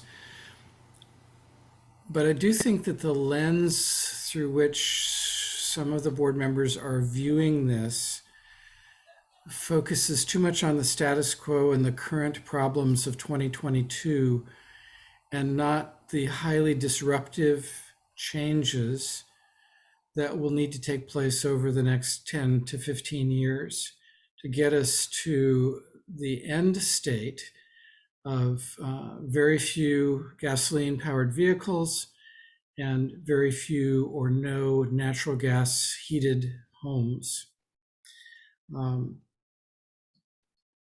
I believe there was a number mentioned in the 200 to 300 range of the number of homes that have so far transformed their heating and cooling through programs with SVCE. But in our service territory, there's 200,000. So going from 200 to 200,000 in a short number of years is just an enormous undertaking. It's on the order of going to war. And believe it or not, it isn't the EVs that are the hardest part of the problem. It's the inside the dwelling changes that need to take place. So having thought about this for a couple of years, I'm convinced that a necessary early action by city councils is to let their citizens know that there will be a time in the not terribly distant future when natural gas will no longer be allowed. Natural gas service will end, just like leaded gas ended, just like slavery ended. And a lot of people won't pay attention to that for a while, but as the end date gets closer and closer, they'll realize that something enormous is changing in their life, and they'll fight against it, and some will do what needs to be done. But if city councils of the future have the courage that they need to have to provide a stable climate for the younger members of our society, not a simple status quo, retained for the older members, we'll get this job done. but I feel like the conversation hasn't acknowledged the difficulty of the task that lies ahead and the shortness of the time available to get the job done. So that's all I wanted to say tonight. Thank you for giving me the time to do it. Thank you, Bruce.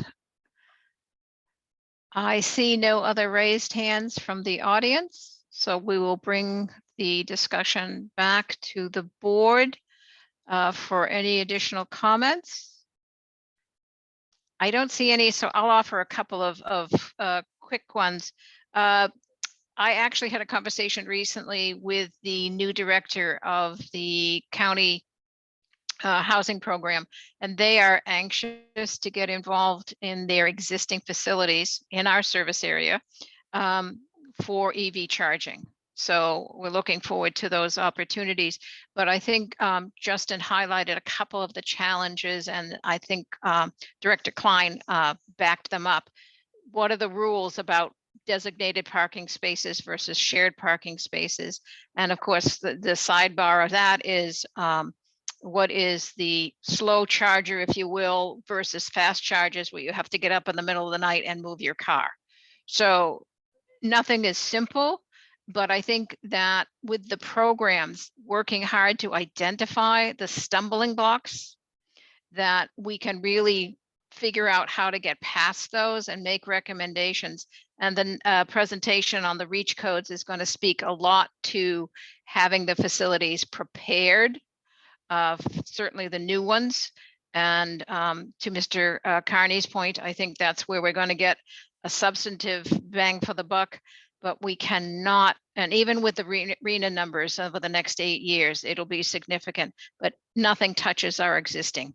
So having this program and these studies that can help us with existing and the transition, I think we talked about this a couple of weeks ago, is how are we going to define what's new construction that triggers the mandated conversion to electric if you just remodel your kitchen, those kinds of things. And we'll get into that, I'm sure, in a little bit.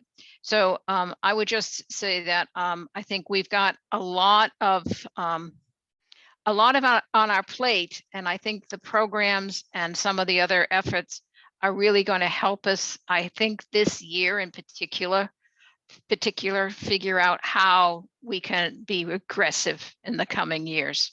And the lessons learned that Director Chua was talking about, the sooner we learn them and document them, the better.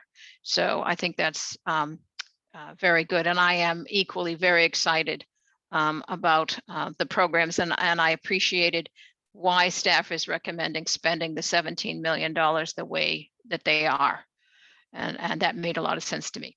Vice Chair Tyson, and then Director Abikoga.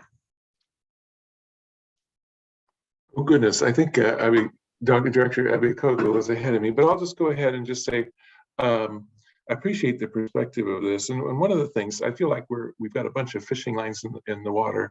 And one thing Justin said that resonated with me was to say, this is up to 2 years kind of spending up through the end of 2024.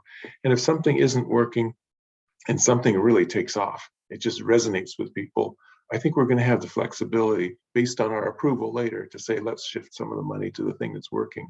And so getting to Bruce Carney's comment about let's be responsive and nimble enough to focus on what's working and make most of that. Thank you. Thank you, Director Tyson, and apologies, Director Abikoga.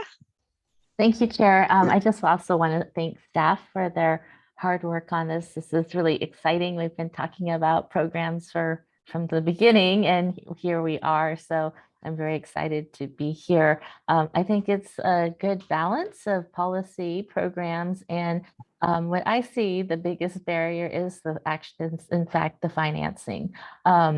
So, you know, I appreciate aspirations, but I appreciate that we're actually, you know, moving forward concretely, and we will get results and we can, you know, adjust accordingly. But I do think the financing piece is critical to really get to the, you know, bigger goals. So I'm glad that we are embarking on that direction too. Thank you.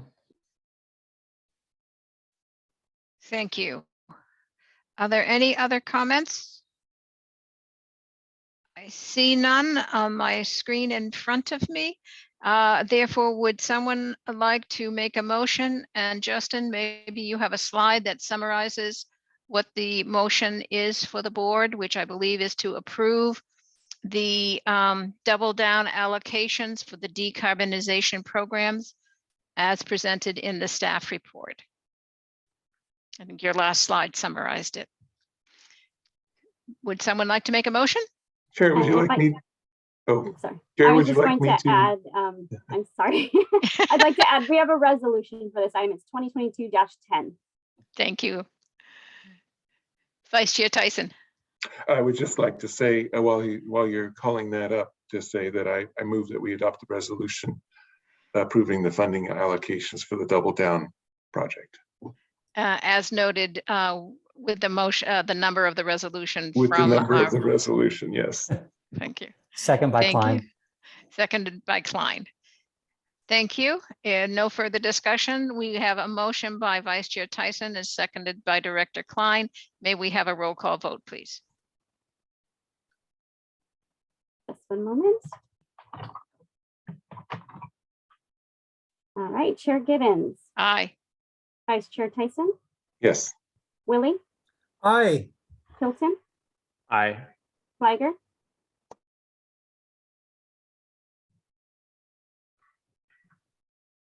Director Fliger, are you with us? I can come back. Rennie,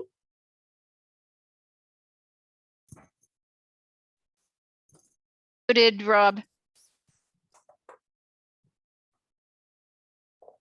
Director Rennie. Aye for Rob. Thank you. Chua, Aye. Elahi, Aye. Abekoga, Aye. Walia, Aye. Klein, Aye. Lee. Aye.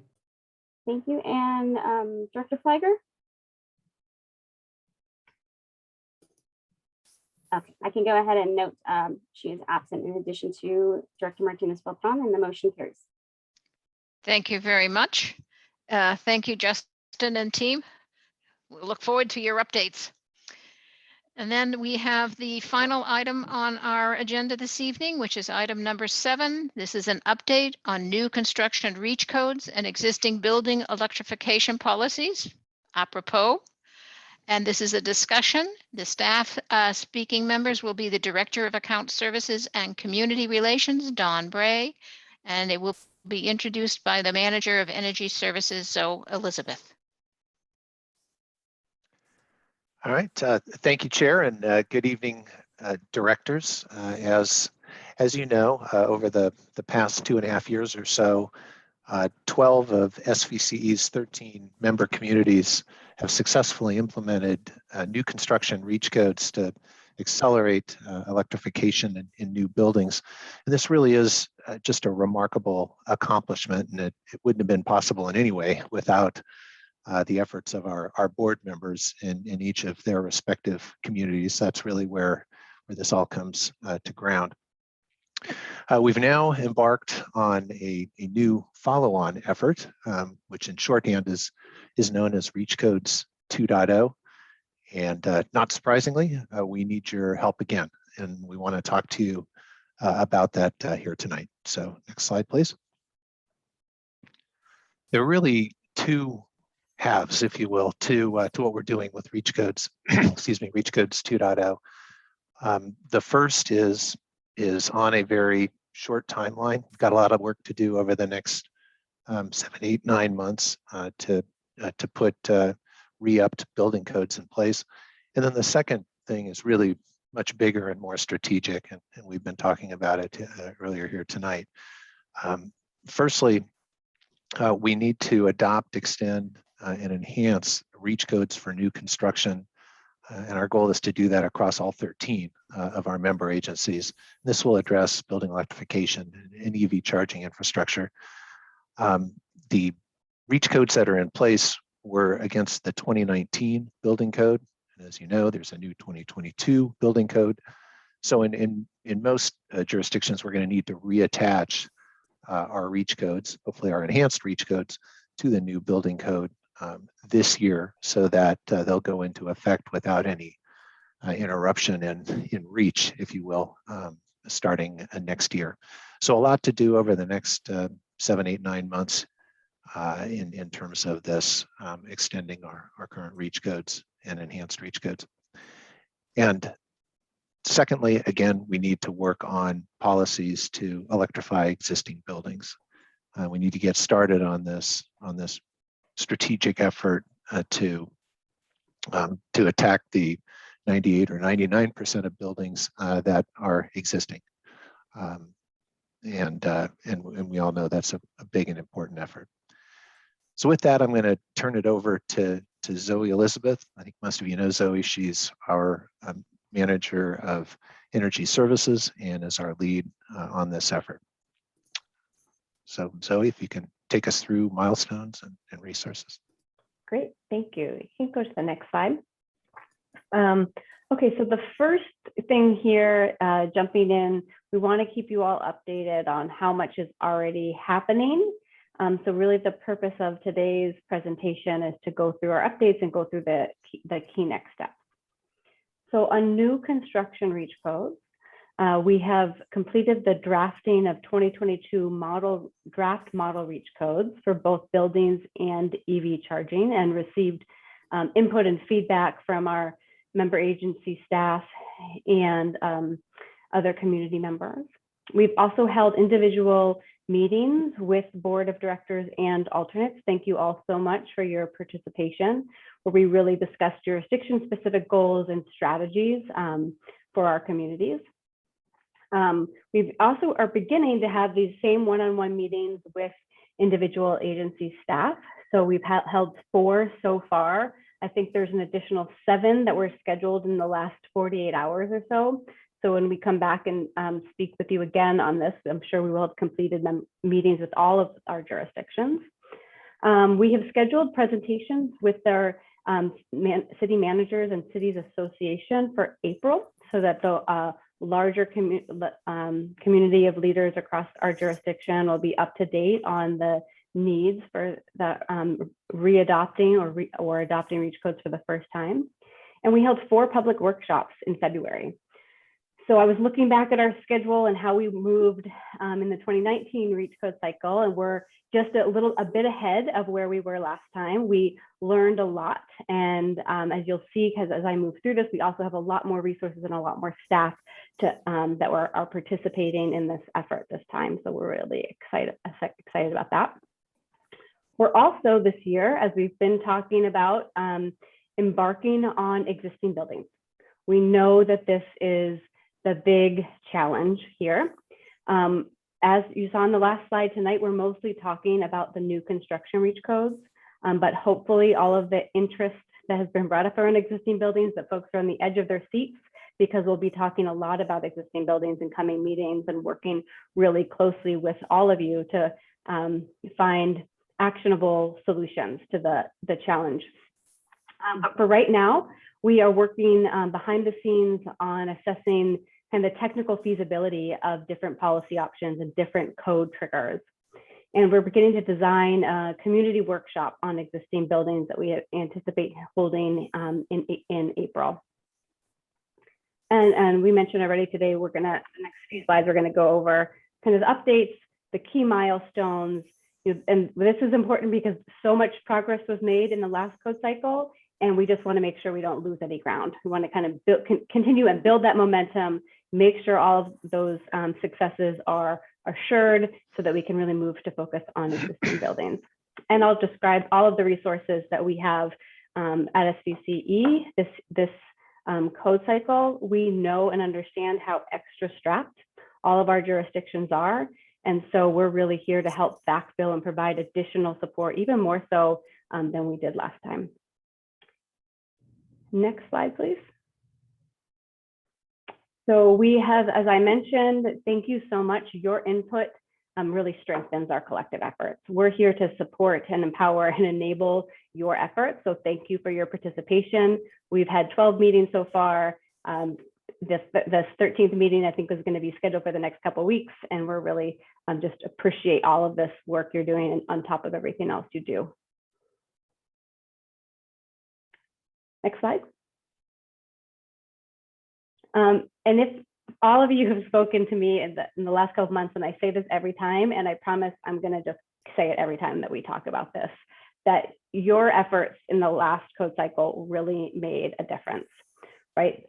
Stepping up and adopting REACH codes for new construction helped to demonstrate to the state that we are ready to go further and push the statewide code further than it otherwise would have. So bringing benefits directly to your constituents and your communities, reducing emissions, improving public health right in your communities, but also throughout California. So we don't always get to celebrate. And I think it's just really important in these moments to recognize those, like, just the impact that you all have had, right? 12 of our jurisdictions adopted REACH codes in the last code cycle, as you can see here. And the next slide, please. All right, so here's where we're talking about, we want to make sure that we continue to move forward, don't lose that progress. And so we have put out this chart as a sample of tasks and milestones specifically for our member agencies. So you can refer back to this to make sure that things are on track to get to that adoption or readoption this fall. So I'm going to just take a moment to go through each of these key tasks and milestones that are for your jurisdiction. Right now in February and March, we're in this define goal stage. So that's what we've been focusing on in our one-on-one meetings. But what this means is, are you adopting a code for the first time? That could be if you didn't adopt an EV code last time, but you want to adopt an EV code this time. Or are you re-upping the code that was already adopted? It's solid and you feel that it meets your goals and you just want to make sure that it's adopted against the 2022 code cycle. Are you looking for other enhancements, perhaps to reduce some of the exemptions or include cooking or other appliances that weren't included in the last code cycle? So that's really about the goals. Another key here is agendizing the council info sessions if they're necessary and the vote. We understand from each of our conversations with cities that this happens at different times. Some of our jurisdictions are agendizing 9 months out. Some jurisdictions do that much closer to the date, but we want to put this here that you really make sure that the vote is on the calendar. And in many instances, it makes sense to do that code vote the same time you adopt the 2022 code. So if you do that every year or every 3 years in October and November, that's a logical time to bring the REACH code to the vote as well. Engaging key staff. We know that city manager, sustainability staff, building official staff were key to moving this forward in the last code cycle. So making sure that those key staff are aware of the process, which again, SVCE here is also here to help. Defining the approach. This is a bit more of a technical question. So there's different parts of the building code that can be updated to meet your REACH code objectives. There's also approaches such as a traditional REACH code versus what's known as a municipal ordinance amendment, which is what the city of Morgan Hill adopted. Sometimes those are colloquially called gas bans or all electrification municipal ordinances. Whichever of those approaches or whatever approach your jurisdiction determines makes the most sense. We have the resources, outreach, and technical support to really help you with that, but knowing which way you're going to go is important. Letter of interest. Folks may remember in the last code cycle, we requested that every city have their city manager sign a letter of interest indicating that they are planning to bring a code to a vote and that they would like to receive the $10,000 grant from SVCE. Because each of our jurisdictions now have gone through this process, we'll be sending out those individualized letters in the next week or two and requesting them back by the end of April or beginning of May. And then there's the period of customizing your own code language based again on those goals. and conducting the outreach that's the most important and necessary for your jurisdiction. And that outreach is in addition to the region-wide outreach that SVCE does with our consultants, but we are also here to help provide that tailored outreach, however we can help. Some jurisdictions may need to are interested in having council info sessions, so having those early on in case there's questions or changes in direction or approach, and then making sure that the vote is scheduled so that it can be complete by October and allow enough time for necessary paperwork so that then the code is effective on January 1st and there's no confusion or slippage when the new code is adopted. Again, we recognize this is the overall process. For some jurisdictions, these dates may vary a little bit, but in general, the process will stay true, and that end goal of a fall vote is the critical piece to keep in mind. Next slide. Okay, so I mentioned this at the beginning that we're here to provide really extensive support for both the development and outreach. We recognize that this is a lot of work, and that, again, that each of your jurisdictions, that there's been staff turnover and just a lot put on local governments over the last 2 years.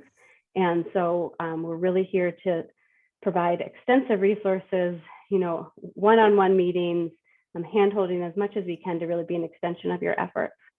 And so you can see in the leftmost column, the member agency required actions. And then in the two subsequent columns, what SVCE provides and what our consultants provide. So SVCE provides a meeting facilitation and technical expertise as you're defining your goals and approach and engaging your staff. Our consultants actually are, code experts, and they can draft model codes, as well as provide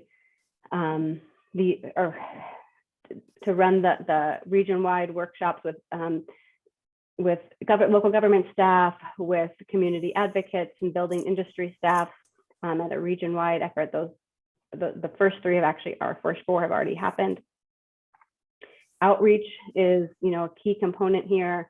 SVCE, we're here to help coordinate and facilitate workshops. We are in the process of putting together planning to put together a workshop for electeds in early summer, and address any technical questions that come up along the way. I think many of you and many of your staff reach out on a regular basis. We're here to answer any questions that come up. And then our consultants are also there as backup to provide really deep dive technical presentations at a jurisdiction level. In writing the REACH codes, of course, there's the $10,000 grants for staff time, just as was in the last code cycle. Those are available this code cycle, and our consultants can help with the REACH code customization. We're actually already beginning to we'll be starting review for one of our jurisdictions in the next couple of weeks to really provide specific recommendations on how to customize their code for 2022. And we're there to present and support your council presentations when the vote comes. And if you can think of other things, there's probably a way that you need help with, there's probably a way that we can provide that. So please don't hesitate to reach out if there's anything that you need. Next slide, please.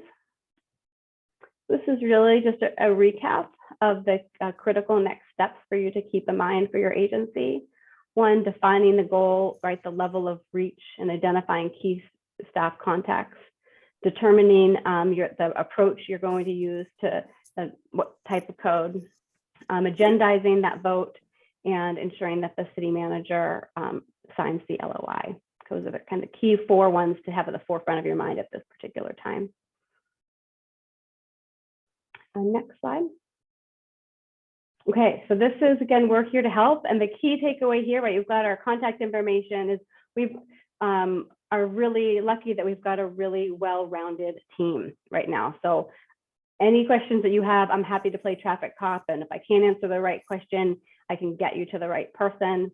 We have Benna Chang, who's really focused on our legislative engagement.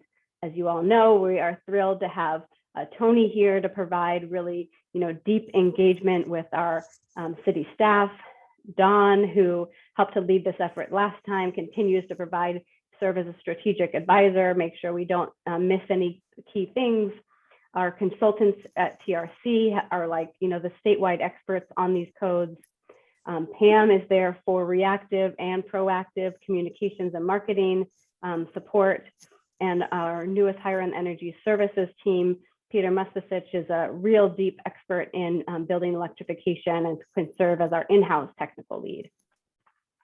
And next slide, which is my last one. So in summary, right, this is a key next step to make sure that all of the success that happened last time remains in effect. The immediate steps are about defining goals, engaging staff, and agendizing. We're here to help.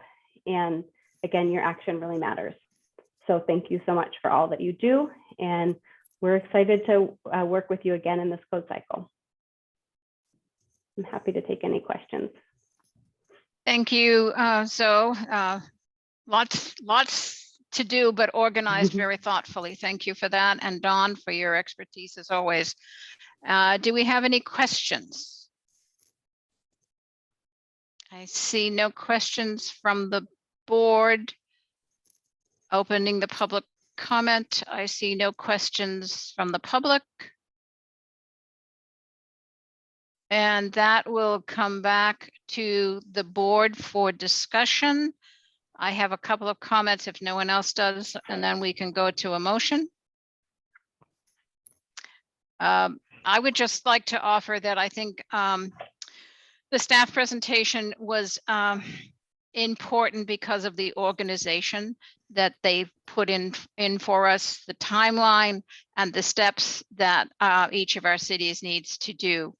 I think that was very clear, and working with the staff that they've had a lot of success with, and then having the communications with our board of directors members. I think one thing I would like to stress is making sure that each of us understand the last slide, which said ordinance versus building code. So I think it was Campbell and Morgan Hill, we actually incorporated the REACH code into the actual building code update in 2019. So it's not an ordinance, it's actually part of the building code, and that will continue. And this time we're going to hopefully add to it.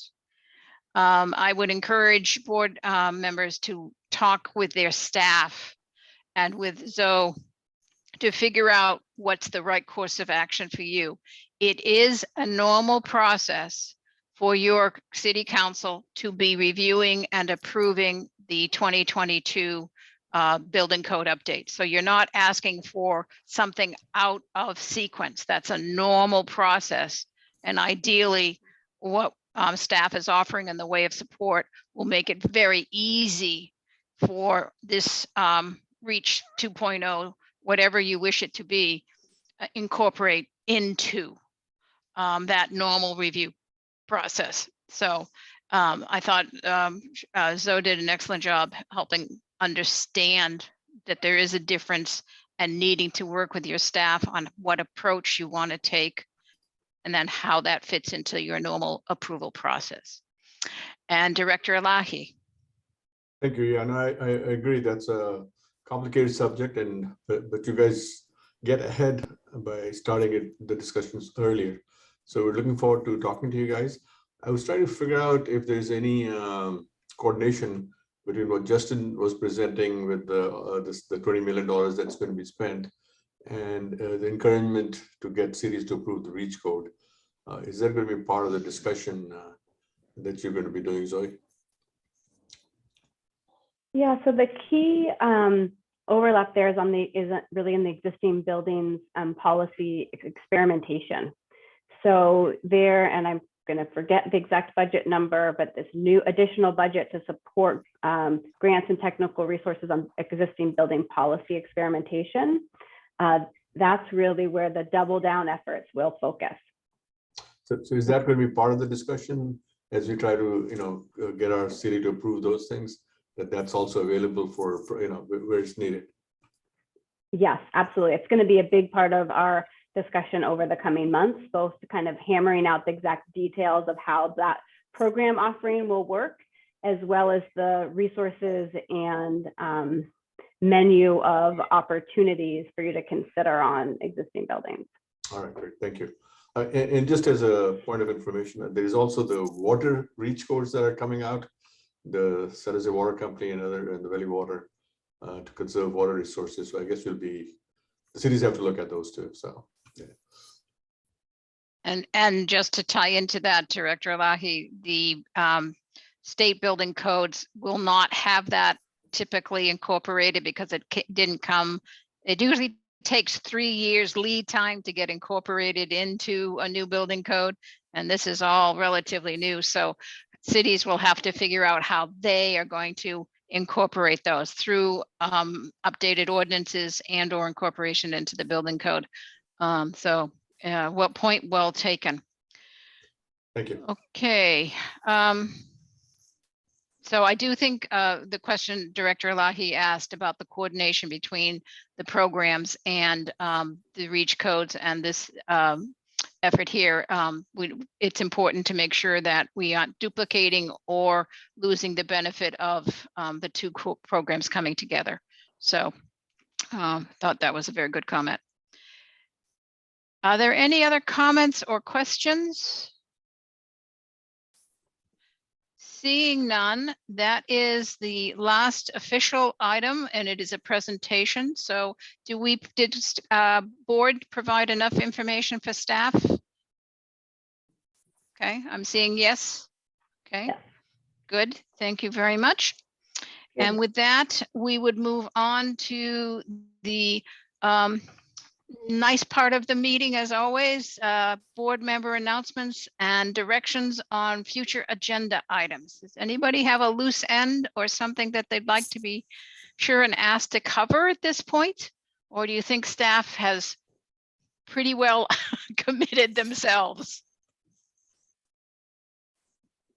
Okay. All right. I see nothing else at this time. Therefore, we will adjourn the meeting of the Silicon Valley Clean Energy Board and meet again for our April board meeting, which I don't have the date of, but it's our next regularly scheduled board meeting. And thank you all very much. Bye. Good night. Night. Good night.